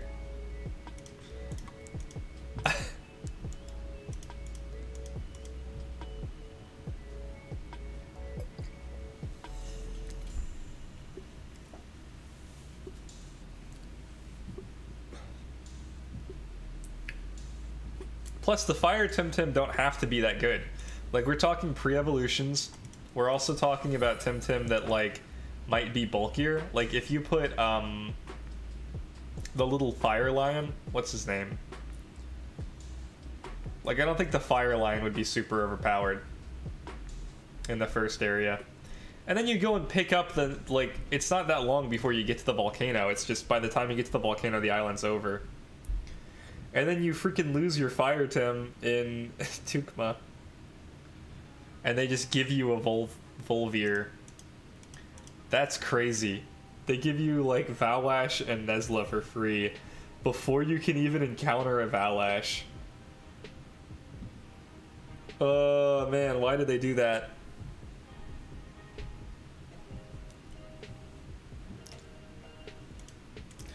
So, I mean, Temtem has a lot of questionable decisions. But it's fine, it's fine. Like, I think what it lacks in good decision making, it makes up for in the fact that you're probably playing it with a friend. So it's not as big a deal. It just super sucks, in my opinion, that you have to, like, look up so many of the things in this game on the wiki. That's, like, a huge miss for me. I wonder what other games I own that I, like, don't like.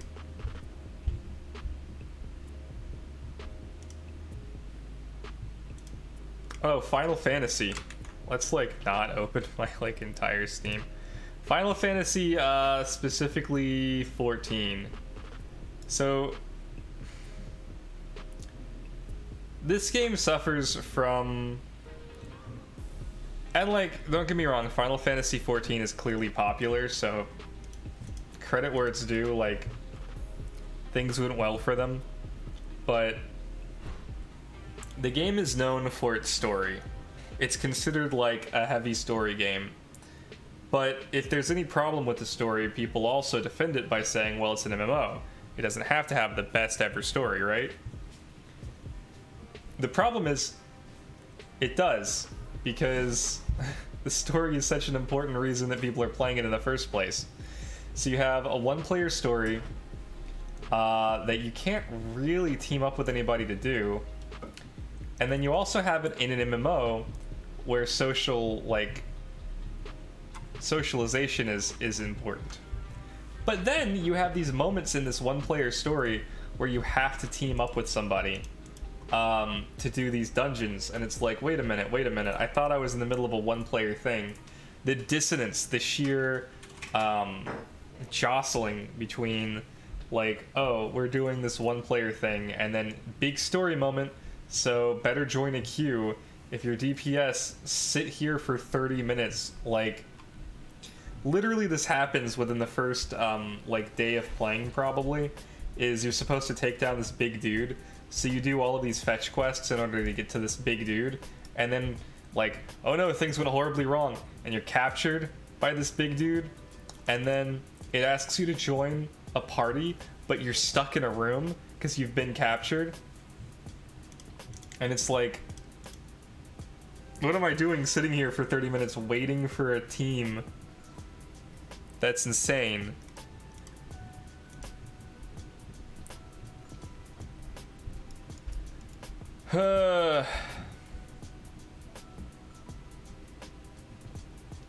I do think you can play Minecraft without wiki usage, but only like early Minecraft. At this point, Minecraft is its own kind of thing. It's like its own category.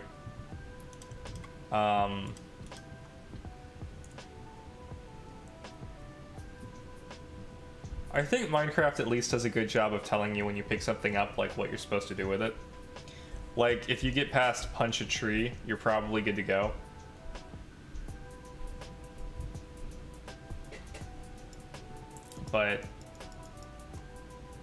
But ultimately, like, I don't love that design in Minecraft either, so once it got to a certain point, it got overcomplicated. Dang. Getting into Minecraft in 2020.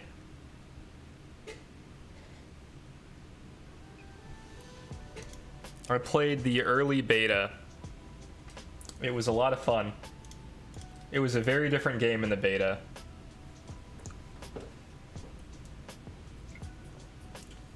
Which is why I cut Temtem so much slack. I get it.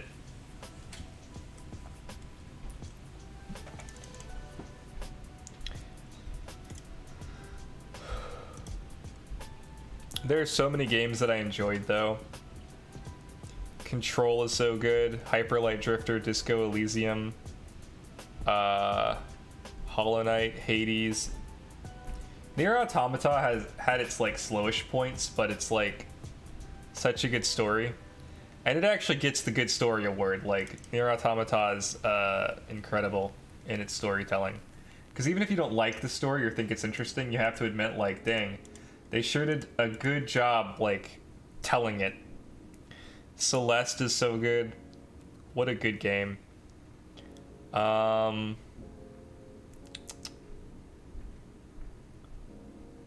about to get onto, what is it called? Death's Door. It's by the same dudes who did Titan Souls, which is really good. Replicant over Automata. Really? That's interesting. That's surprising, too.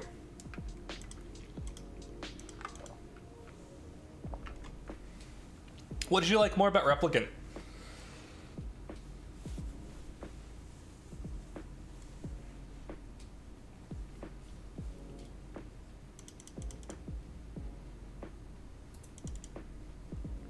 Not that I think Replicant was bad. Obviously, I really enjoyed it. I just, I think I prefer Automata. Better character depth. Story told more about what was going on in the world than Automata. Yeah, that's true. And by the time Automata rolls around, there's very little world left to tell about.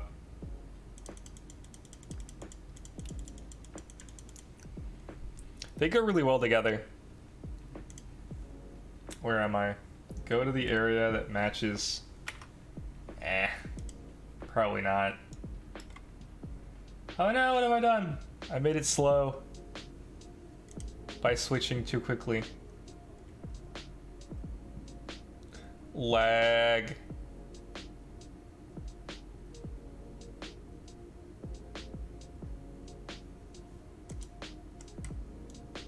Such lag. Fixed. There we go. Get out of here, Genshin. We can't play 2 games at once right now. Yeah, it did its best. It tried. Tried so hard to kill the stream.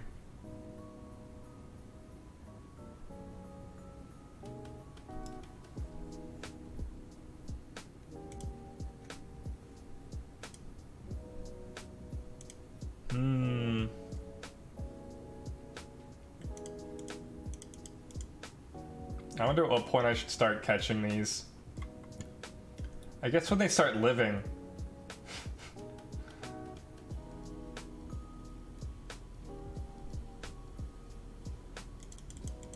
Which one do I want to catch? Male or female? I guess female makes more sense.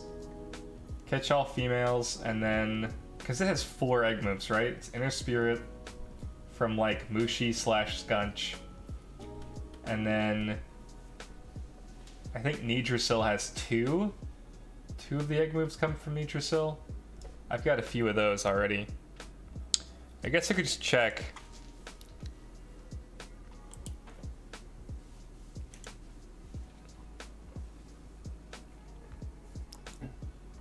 Nidrasil has Held Anger and Hypnosis, but you have to breed Held Anger onto it first. No, I'm sorry. You don't have to breed it, it's a TM.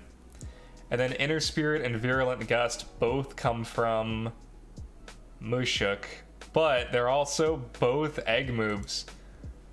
Oh no! Inner Spirit comes from Skunch. Virulent Gust probably comes from Toxalotl. That's annoying. What an annoying breed. So I guess you breed Nidrasil onto 1, and that can be a 1 SV, right? Like 50-50, like HP and stamina or something, and that's easy. And then the Mushi's harder because you have to have a male and you need it to be Inner Spirit and also Virulent Gust, but you have to breed them onto 2 separate Mushis. And then you have to breed the Mushis together. So we're talking about like maybe a speed. ETC prices have come down a lot. Yeah? You're thinking we just Inner Spirit and whatever onto Adoraboros? I'm thinking it might be very wise for me to wait until Adoraboros comes to Side Park as a high SV Tim.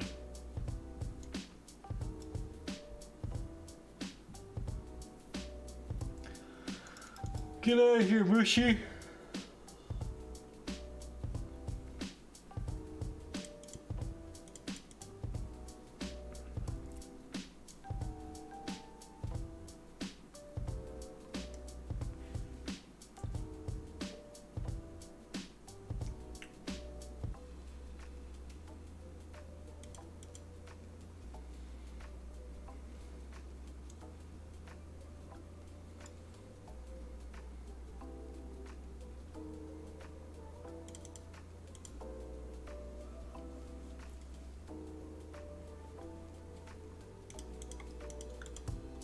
I like any game where I'm actively engaged, you know what I mean?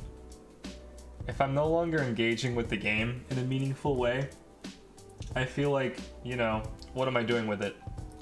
And there's something to be said for grinding being like something people enjoy. And I don't want to take that away from them, but I think there is also like good grinding and bad grinding. And I think it's difficult to find like that line, you know?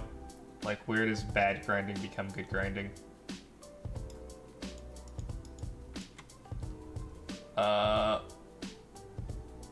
Like Genshin gets it half right. I really like artifacts and artifact grinding, but they don't change the layout of the room ever. They just say, you know, do the room again, maybe even faster. Let me check. I would definitely rather just. It's tricky though, cause like, I feel like any Tim that has 4 egg moves is gonna have all 4 of those egg moves be like Zalbian. But I'll check. Inner Spirit is the main one.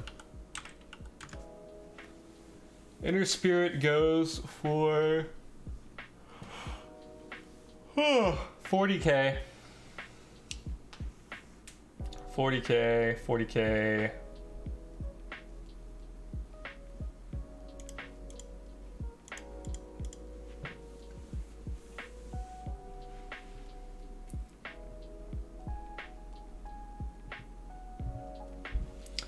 And then Virulent Gust, 40k. So that's like 80k for those 2 egg moves.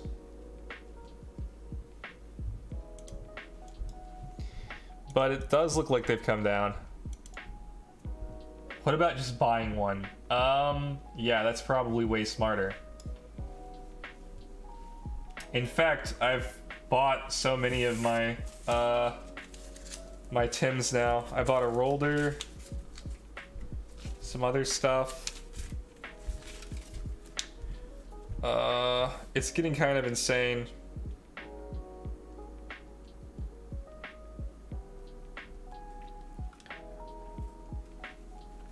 Like, on that side it's to get, right? Mooflank, Valash, Firekoish, Barnshee. All of these are like completely knocked out. What about just borrowing a 4/4 door and testing it? No. I want my own Tims. I did borrow Drakash, Mimit, 2 others.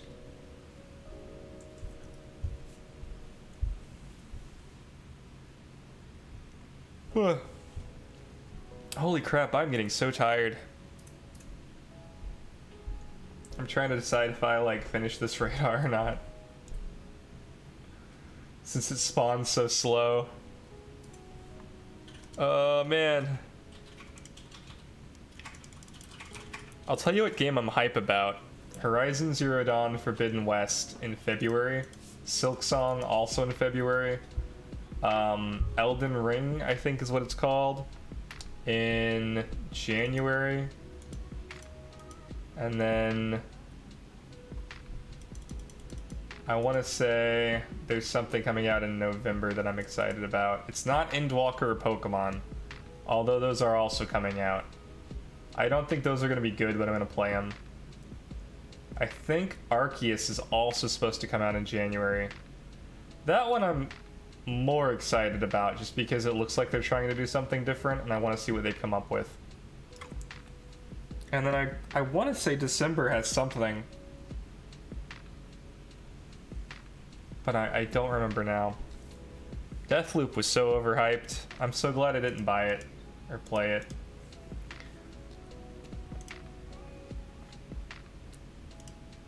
I can't believe, like, 2021 Game of the Year, we're gonna have to pick one.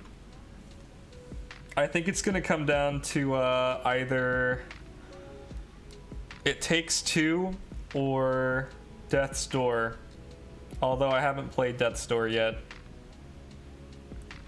It Takes Two is some of the best game design I've ever seen. For a 2-player game, you know? What a good game.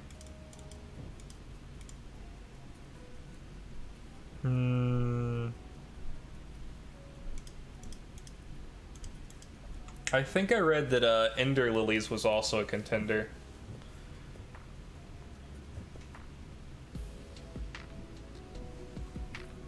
I'm sure people are gonna try and submit the 2 like big AAA games this year as well. Returnal and then Deathloop. But I don't think either of them deserve to win. Oh, February also gives us the Destiny 2 expansion. On the 22nd. That's a big deal for a ton of people. I don't think I've even ever heard the name Ender Lilies. Ender Lilies is cool. Here,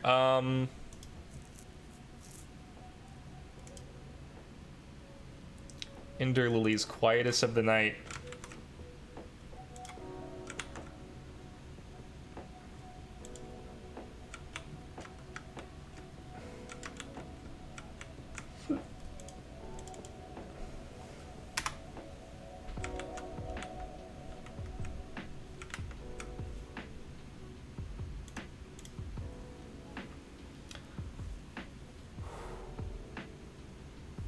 You play this small child who can't defend themselves,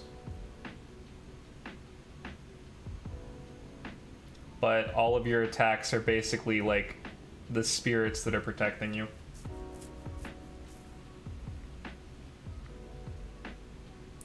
And it's Metroidvania.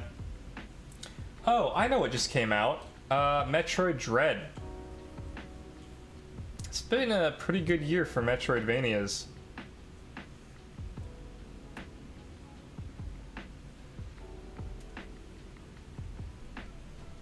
It's got an interesting vibe to it.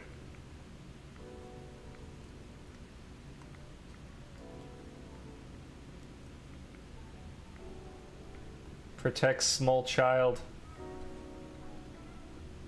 Guess that's all we get. Anyway, it's only $25, so like, cool.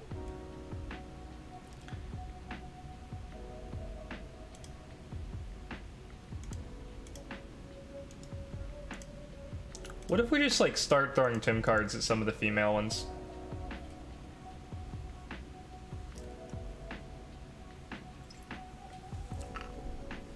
Damn.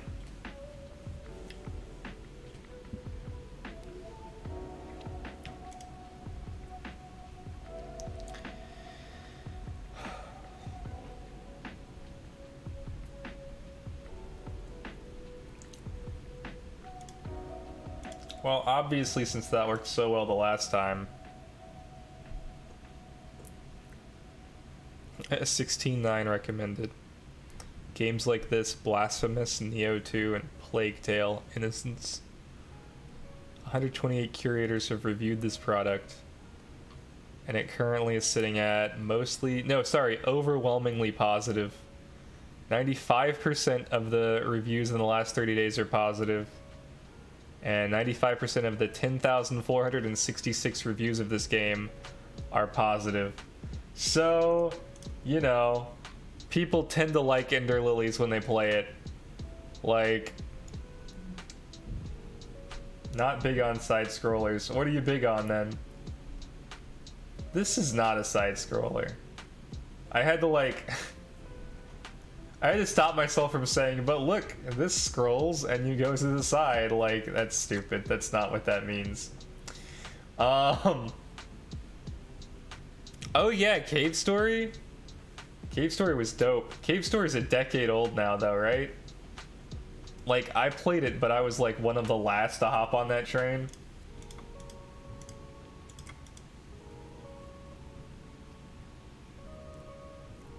Cave Story was super fun. Hey, Spatak. Squad up. You know what Cape Story had that I thought was I think not a problem, but definitely a choice, a design decision that they made that I probably wouldn't expect to see in a game that came out in 2021 is the intense use of story flags, where like you're basically only exploring to find the next story flag, and it's like very obvious that that's what you're doing. Man, there are so few popular good strategy games because that like requires other players.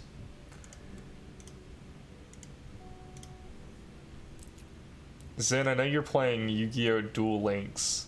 That's technically a strategy game. The indie darling for strategy games is Into the Breach. I guess I don't really have a ton of strategy games on here. I tried to get into some stupid card game, Myth, I think, or Mythgard, and I hated that. And then I guess does not Prison of Elders, Path of Exile count? I guess I have 2 Civ games. That's definitely a strategy game.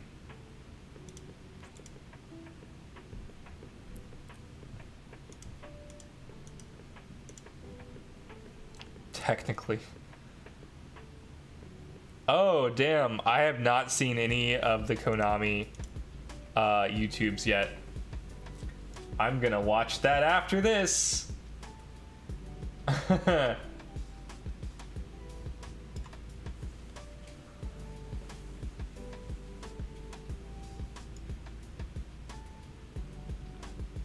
My brother likes fighting games kind of a lot, but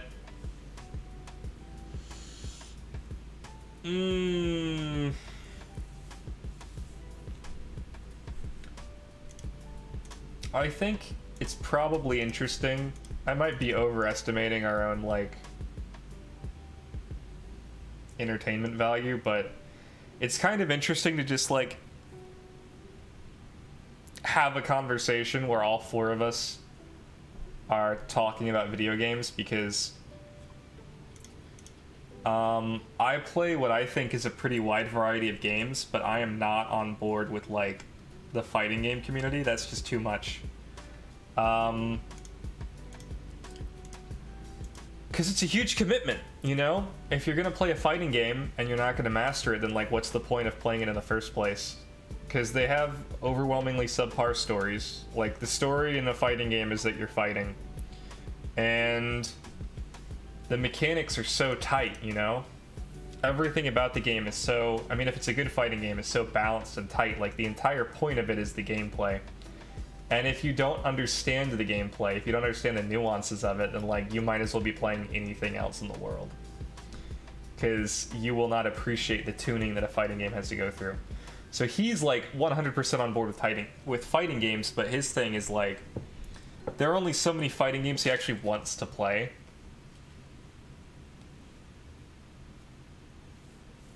Oh yeah, lag ruins it like hardcore.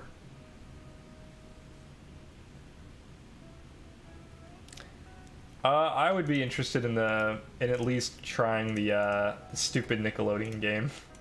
I have seen it.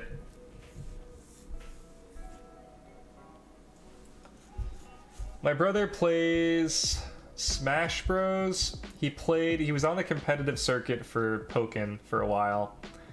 And then he played the classics to like get back to his roots or something. And ended up playing like a ton of Street Fighter and something Dragon. And I didn't follow a whole lot of that, but here's what was interesting. Is he's not only a fighting game player, he's really into like the Soulsborne series. So he'll play a ton of those, but the way he plays them is different than my other 2 brothers, because he plays fighting games.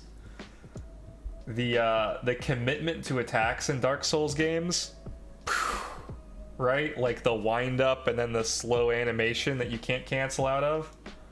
That was not hard for him to get used to because he was already used to playing fighting games. Like, being frame perfect is not, you know, that weird an ask. So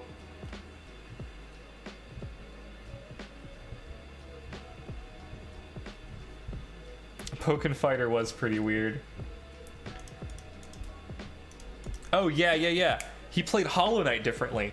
This is the quirkiest thing he did in Hollow Knight. And this is crazy, because one of the things he did in Hollow Knight was perform one of the wildest fucking skips I've ever seen, where he managed to get to the hive before he got the Monarch wings. But forget about that, because no, the weirdest thing he did was he would always keep his nail arts charged. Hollow Knight has a mechanic where if you hold down the attack button, you'll have like this shining thing coming out of you, and then based on how you release it, you will either perform a dash attack that does big damage, a spin attack that does big damage, a la Legend of Zelda, or you will do just a big slash, which can allow you to floof in the air for a second. And that's all relevant, but I never touch them because they take too long to wind up. Okay, so his solution to this was to simply press the button and hold it down while walking around. And so if you ever walked in on him playing Hollow Knight, at any given moment, realistically, stamina. Realistically, he would be like shining and ready to unleash a huge nail art. And that's just how he played. He used like an excessive number of nail arts. Anyway, so why did he do that? Like, why did he give a shit about that? What fighting game habit did he get into that allowed that to be like a normal thing he did? And the answer was Pokken Tournament. Garchomp. Garchomp has a mechanic that's like basically hold this button down while walking around. So that's why it was like a non-issue for him.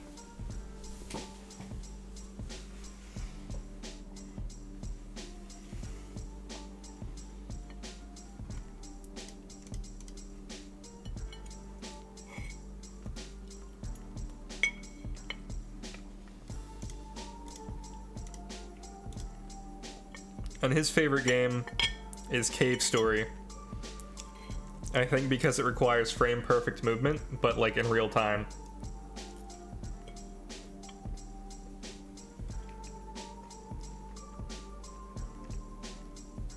Requires, unless you have HP. And then obviously it doesn't, but you know. He was also a real fan of the triangle mechanic because it rewarded you for playing well and, like, you know, not getting hit. And fighting games also do that.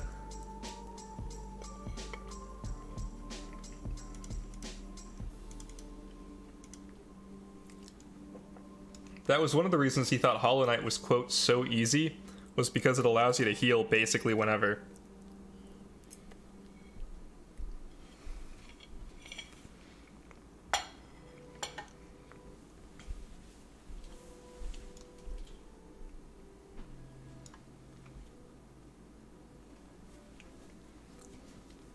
I liked Enter the Gungeon and Darkest Dungeon. I've played Enter the Gungeon. I have not played Darkest Dungeon. Enter the Gungeon has a ton of gun references. One of them is from Cave Story. It's the Polaris, I think. Yeah, that's a weird one. That's like a roguelike shooter, kind of. One off on both attack and defense. Tragic.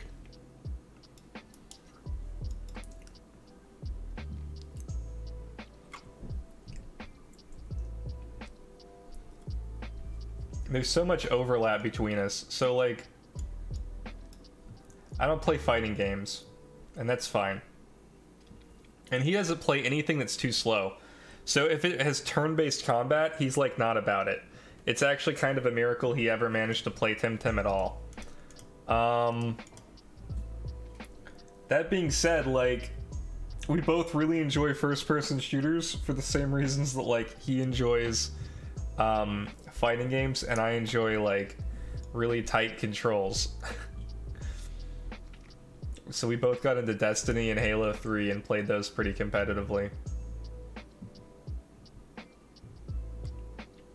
And the other two are big strategy heads. So they play like the Civ games and, you know, other strategy games, which is why I even own Civ 5 and 6. It's like... Anyway, I mention all of this only to say that it's actually kind of incredible how much crossover there is between genres. Like, how much good game design is pervasive throughout different, completely unrelated games. Like the fighting tactics translating easily into Dark Souls, or just certain aspects of strategy games being like common knowledge for somebody who's like trying to get big numbers on like Genshin Impact or even Temtem, you know? That kind of thing. It actually does kind of flow together. It's really remarkable how similar completely unrelated games are. God, man, I really love Horizon Zero Dawn and Control. Thinking about him now. Witcher 3? Yeah, alright, so here's my quiet shame, is I don't like Witcher 3. I played the first part like 4 different times. I don't like how much reading it is. Even though it's a book series, I get it. Like, it's supposed to have a decent amount of reading. I liked Gwent. I thought Gwent was a really fun game. Kind of seemed like easy mode Magic the Gathering, but like, I definitely enjoyed it. And then... No, yeah, that's the issue. I thought the Gwent controls were tighter than the combat controls. What's funny is, okay, so I didn't play Witcher 3 until after I'd played Horizon Zero Dawn, and they have a lot of very similar mechanics. Like the crafting of potions, the crafting of inventory, the Witcher sense versus like using the focus to like open stuff up. But the difference is, at least with the bow you have to aim, and the combat felt a lot smoother, the dodge roll felt a lot smoother in Horizon Zero Dawn than Witcher 3 ever felt. Which makes sense because it came out like 5 years later. So I know intellectually that Horizon Zero Dawn owes a lot of what made it good to Witcher 3. But man, going back and trying to play Witcher 3 feels bad. I just keep wishing I was playing Horizon Zero Dawn.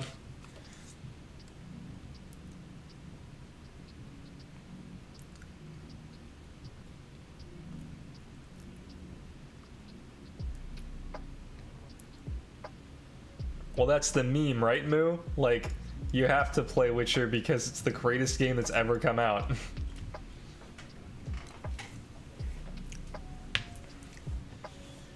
Yeah, my cousin tried to get me to play it, and I was like, alright, I'll play it.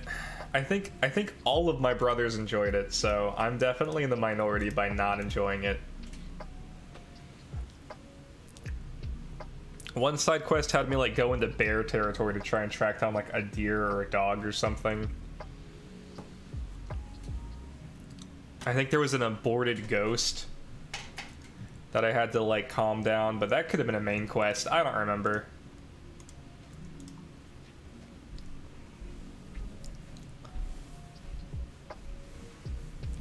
It's just an old game, y'all. Like, that's why it feels weird. I'm sure at the time it was really something else. Go back and play Oblivion and you'll also feel like, man, this is from a different era.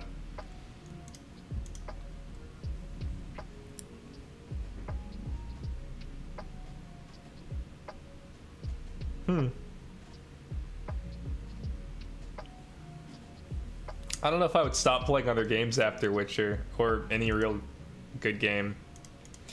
I stopped playing video games after a really bad game. Destiny 1, when that ended, I was like, oh boy, what do I do now?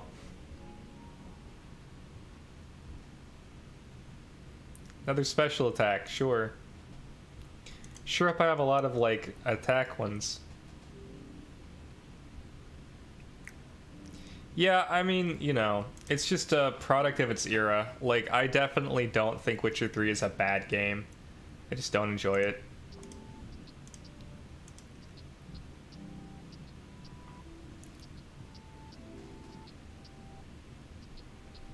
Yeah, I mean, probably just watch the show. To my knowledge, Witcher 3 is not even what's happening in the show. Because it's a trilogy, right? It's a trilogy in the series and it's a trilogy in the games. So the show's going over like prequel shit in season 1, if I remember correctly. So like season 2 ought to be like book 1 shit, and then season 3 ought to be book 2 shit, which correlates to games 1 and 2. Witcher 3 ain't gonna happen for like season 4 or 5.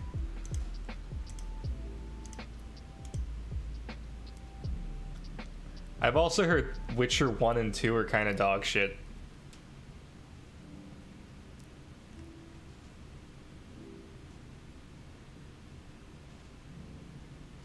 In terms of video games. I can catch this guy.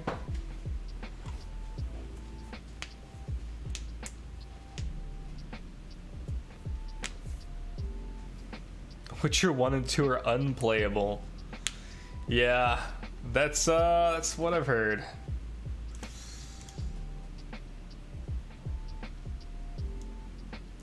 Then Witcher 3 is like the grand slam. The absolute best thing that's ever happened in gaming. You know, except for the few problems it has. I think Hollow Knight edges it out, though. Witcher 3 was applauded for being like a $60 game that came with DLCs that were only like $20 each. And it was like so big and so full. And then like, you know, Hollow Knight comes in at like $15 and says, hey, we're coming out with 4 DLCs and they're all gonna be free. And that's tough to beat. Dragon Age 1. Oh, man. I remember Dragon Age 1. I remember Dragon Age 1 and I remember Assassin's Creed 1. And they came out, I think they both came out when I was in high school. Maybe they were a little farther apart than I'm remembering. But I didn't play them. I actually watched my friend play them. Because I did not enjoy the combat on either.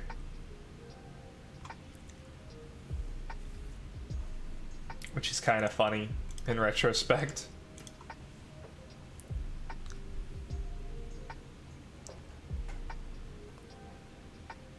It was a different time.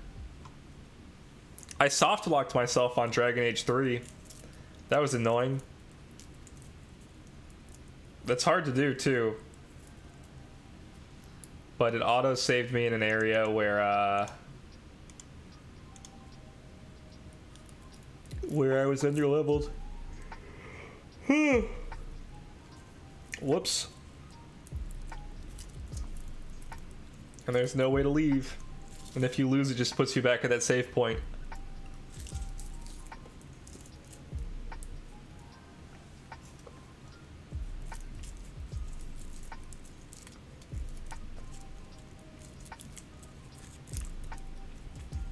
You could program your NPCs with if-then logic in Final Fantasy 11, I think. No, 12. Anytime you can program your allies is a good time.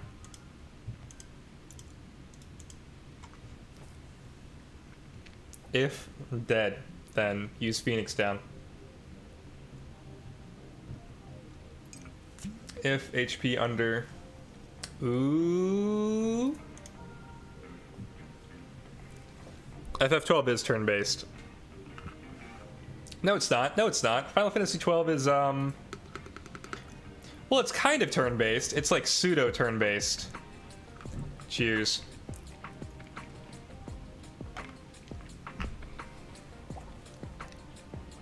Let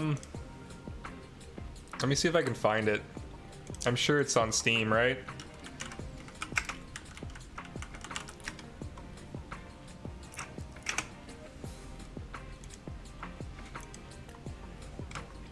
Store.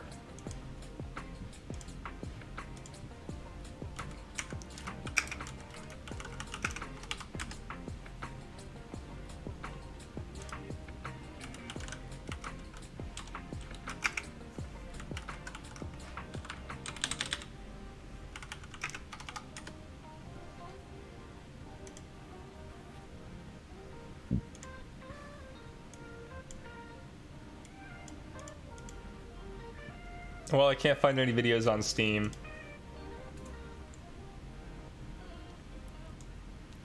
The boys road trip one. That's funny. 12 is the one where it baits you into thinking you're going to be playing as the coolest character, and then kills the coolest character off in the prologue, so you play as his brother.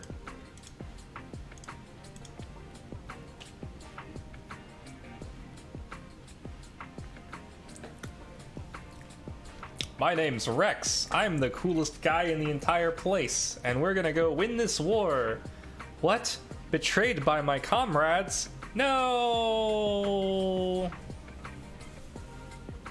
Yeah. And then it's like, I'm Vaughn. I'm killing some rats in the sewer for food and profit. Sure hope my big brother comes home. I would be lost without him. Also, this cute chick is cute, and her name's like Penelope or something. But then hijinks ensue, and you end up in the sewer level for 10 years. With Balthier and a Playboy bunny. Definitely a Playboy bunny. Named Fran.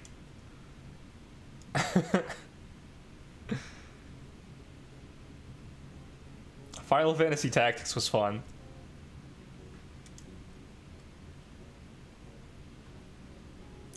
I haven't heard the name Final Fantasy Tactics in a long time.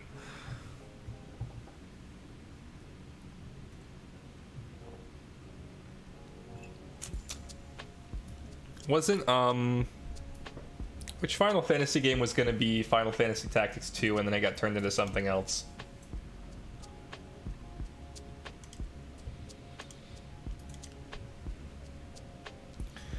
$100 on eBay for the OG disc. Alright.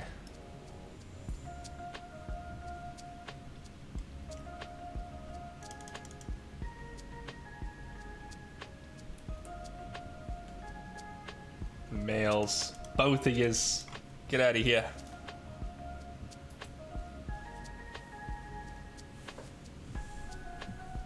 I got a few good Adoraboros, so even if we don't get the Luma, or if we don't finish the radar, I've got like speed, special attack, and I think stamina. And that's kind of a lot.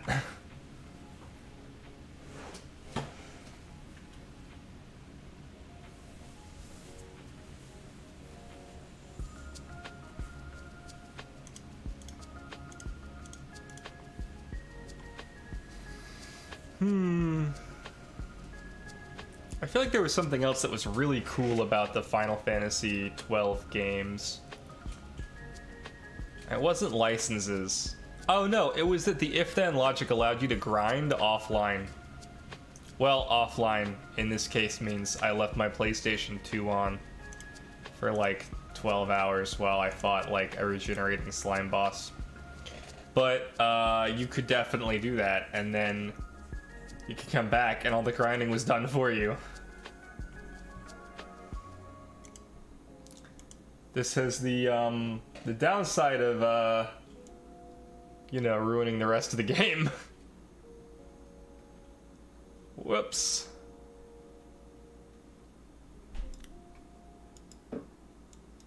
Tay cold. Buddy, I'm trying to tay warm. Hence the blanket.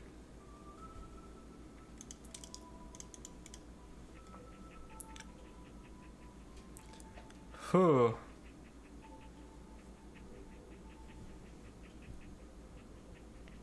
That's pretty nuts. I never got that weapon.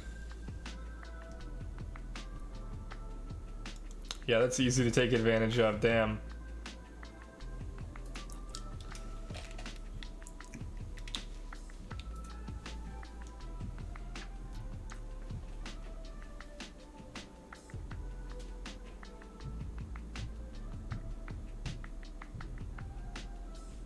Busted.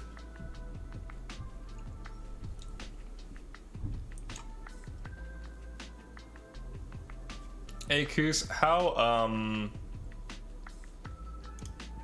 interested would you be in Final Fantasy 14? The dialogue heavy one.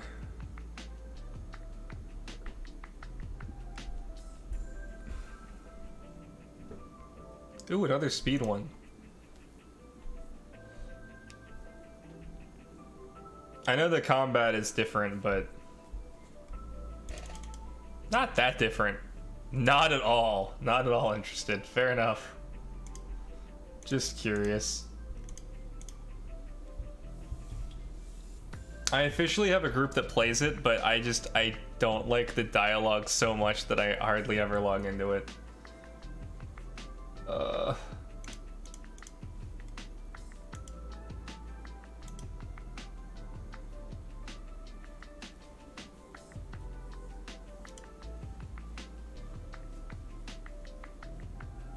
Remake of 9?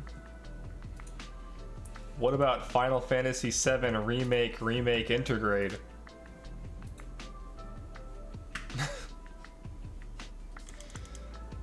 They're gonna be remaking Final Fantasy 7 from here on out, I think. It's over for you, Final Fantasy. You fantasied your last final.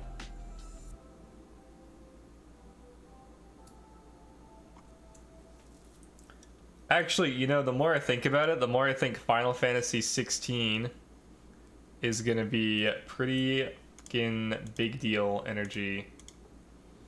Ooh, a date on Thursday, Friday. That's dope.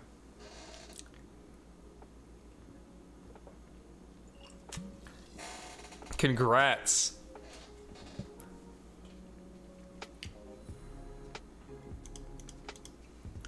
Was this an app or was this IRL?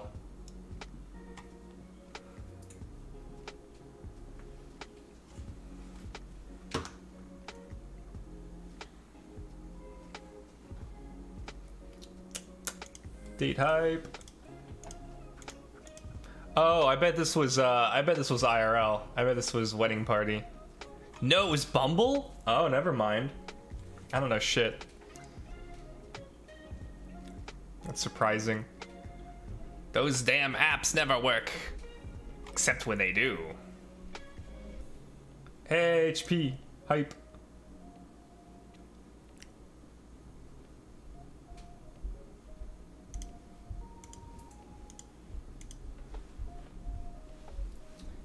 Aaron looks very much about to pass out. Keep looking over and you look like you're like fading.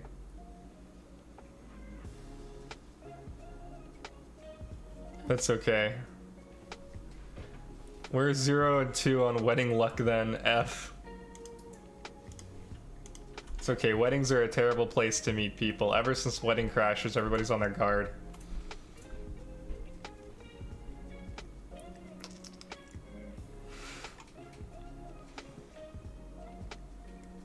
Ah, that makes sense.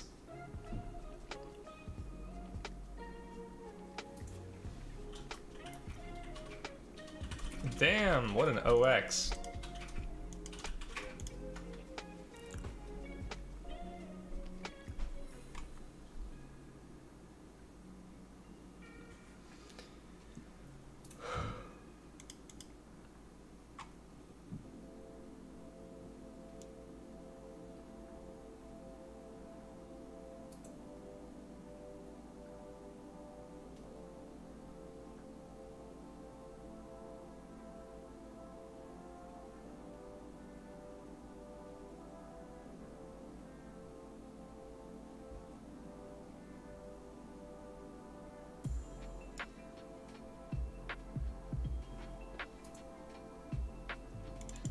don't think I've ever dated anybody from a wedding.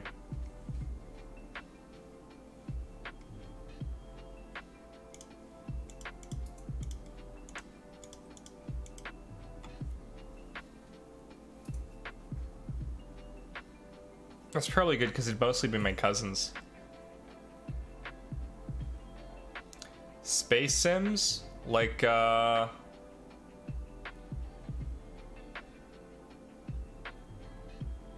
No Man's Sky? Or, like, Kerbal Space Program?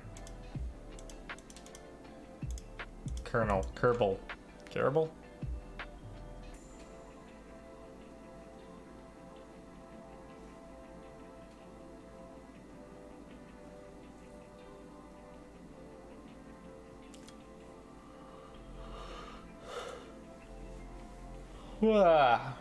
Astroneer. Oh right, we have to play that, don't we? What happens if I like shorten this?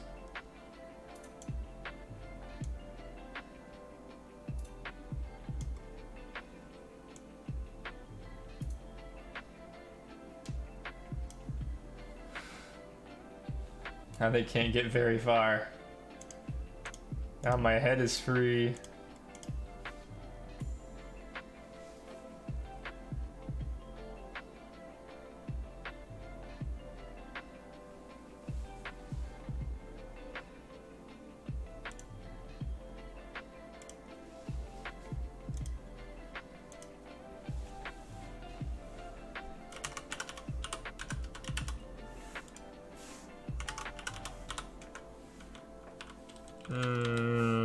Astroneer. This is Satisfactory, but with space. It's got a very different art style.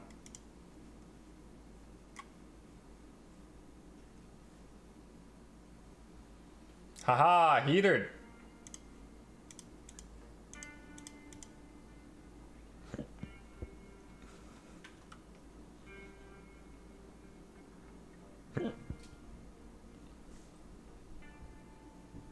Nope.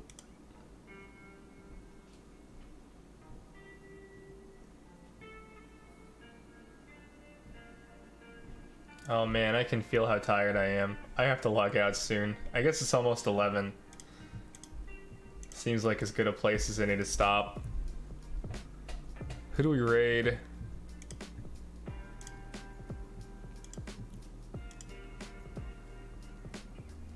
Oh yeah, my computer died. We blue screened right as soon as the first PDX match started. It was very funny.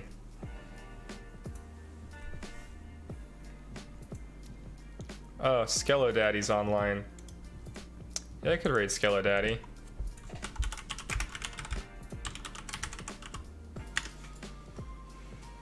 Yay! Well, thanks for hanging out. Sorry I'm so tired, or I would like stay up longer, but we might just go to bed. Anyway, have a good night, y'all. Give Skilla Daddy my regards.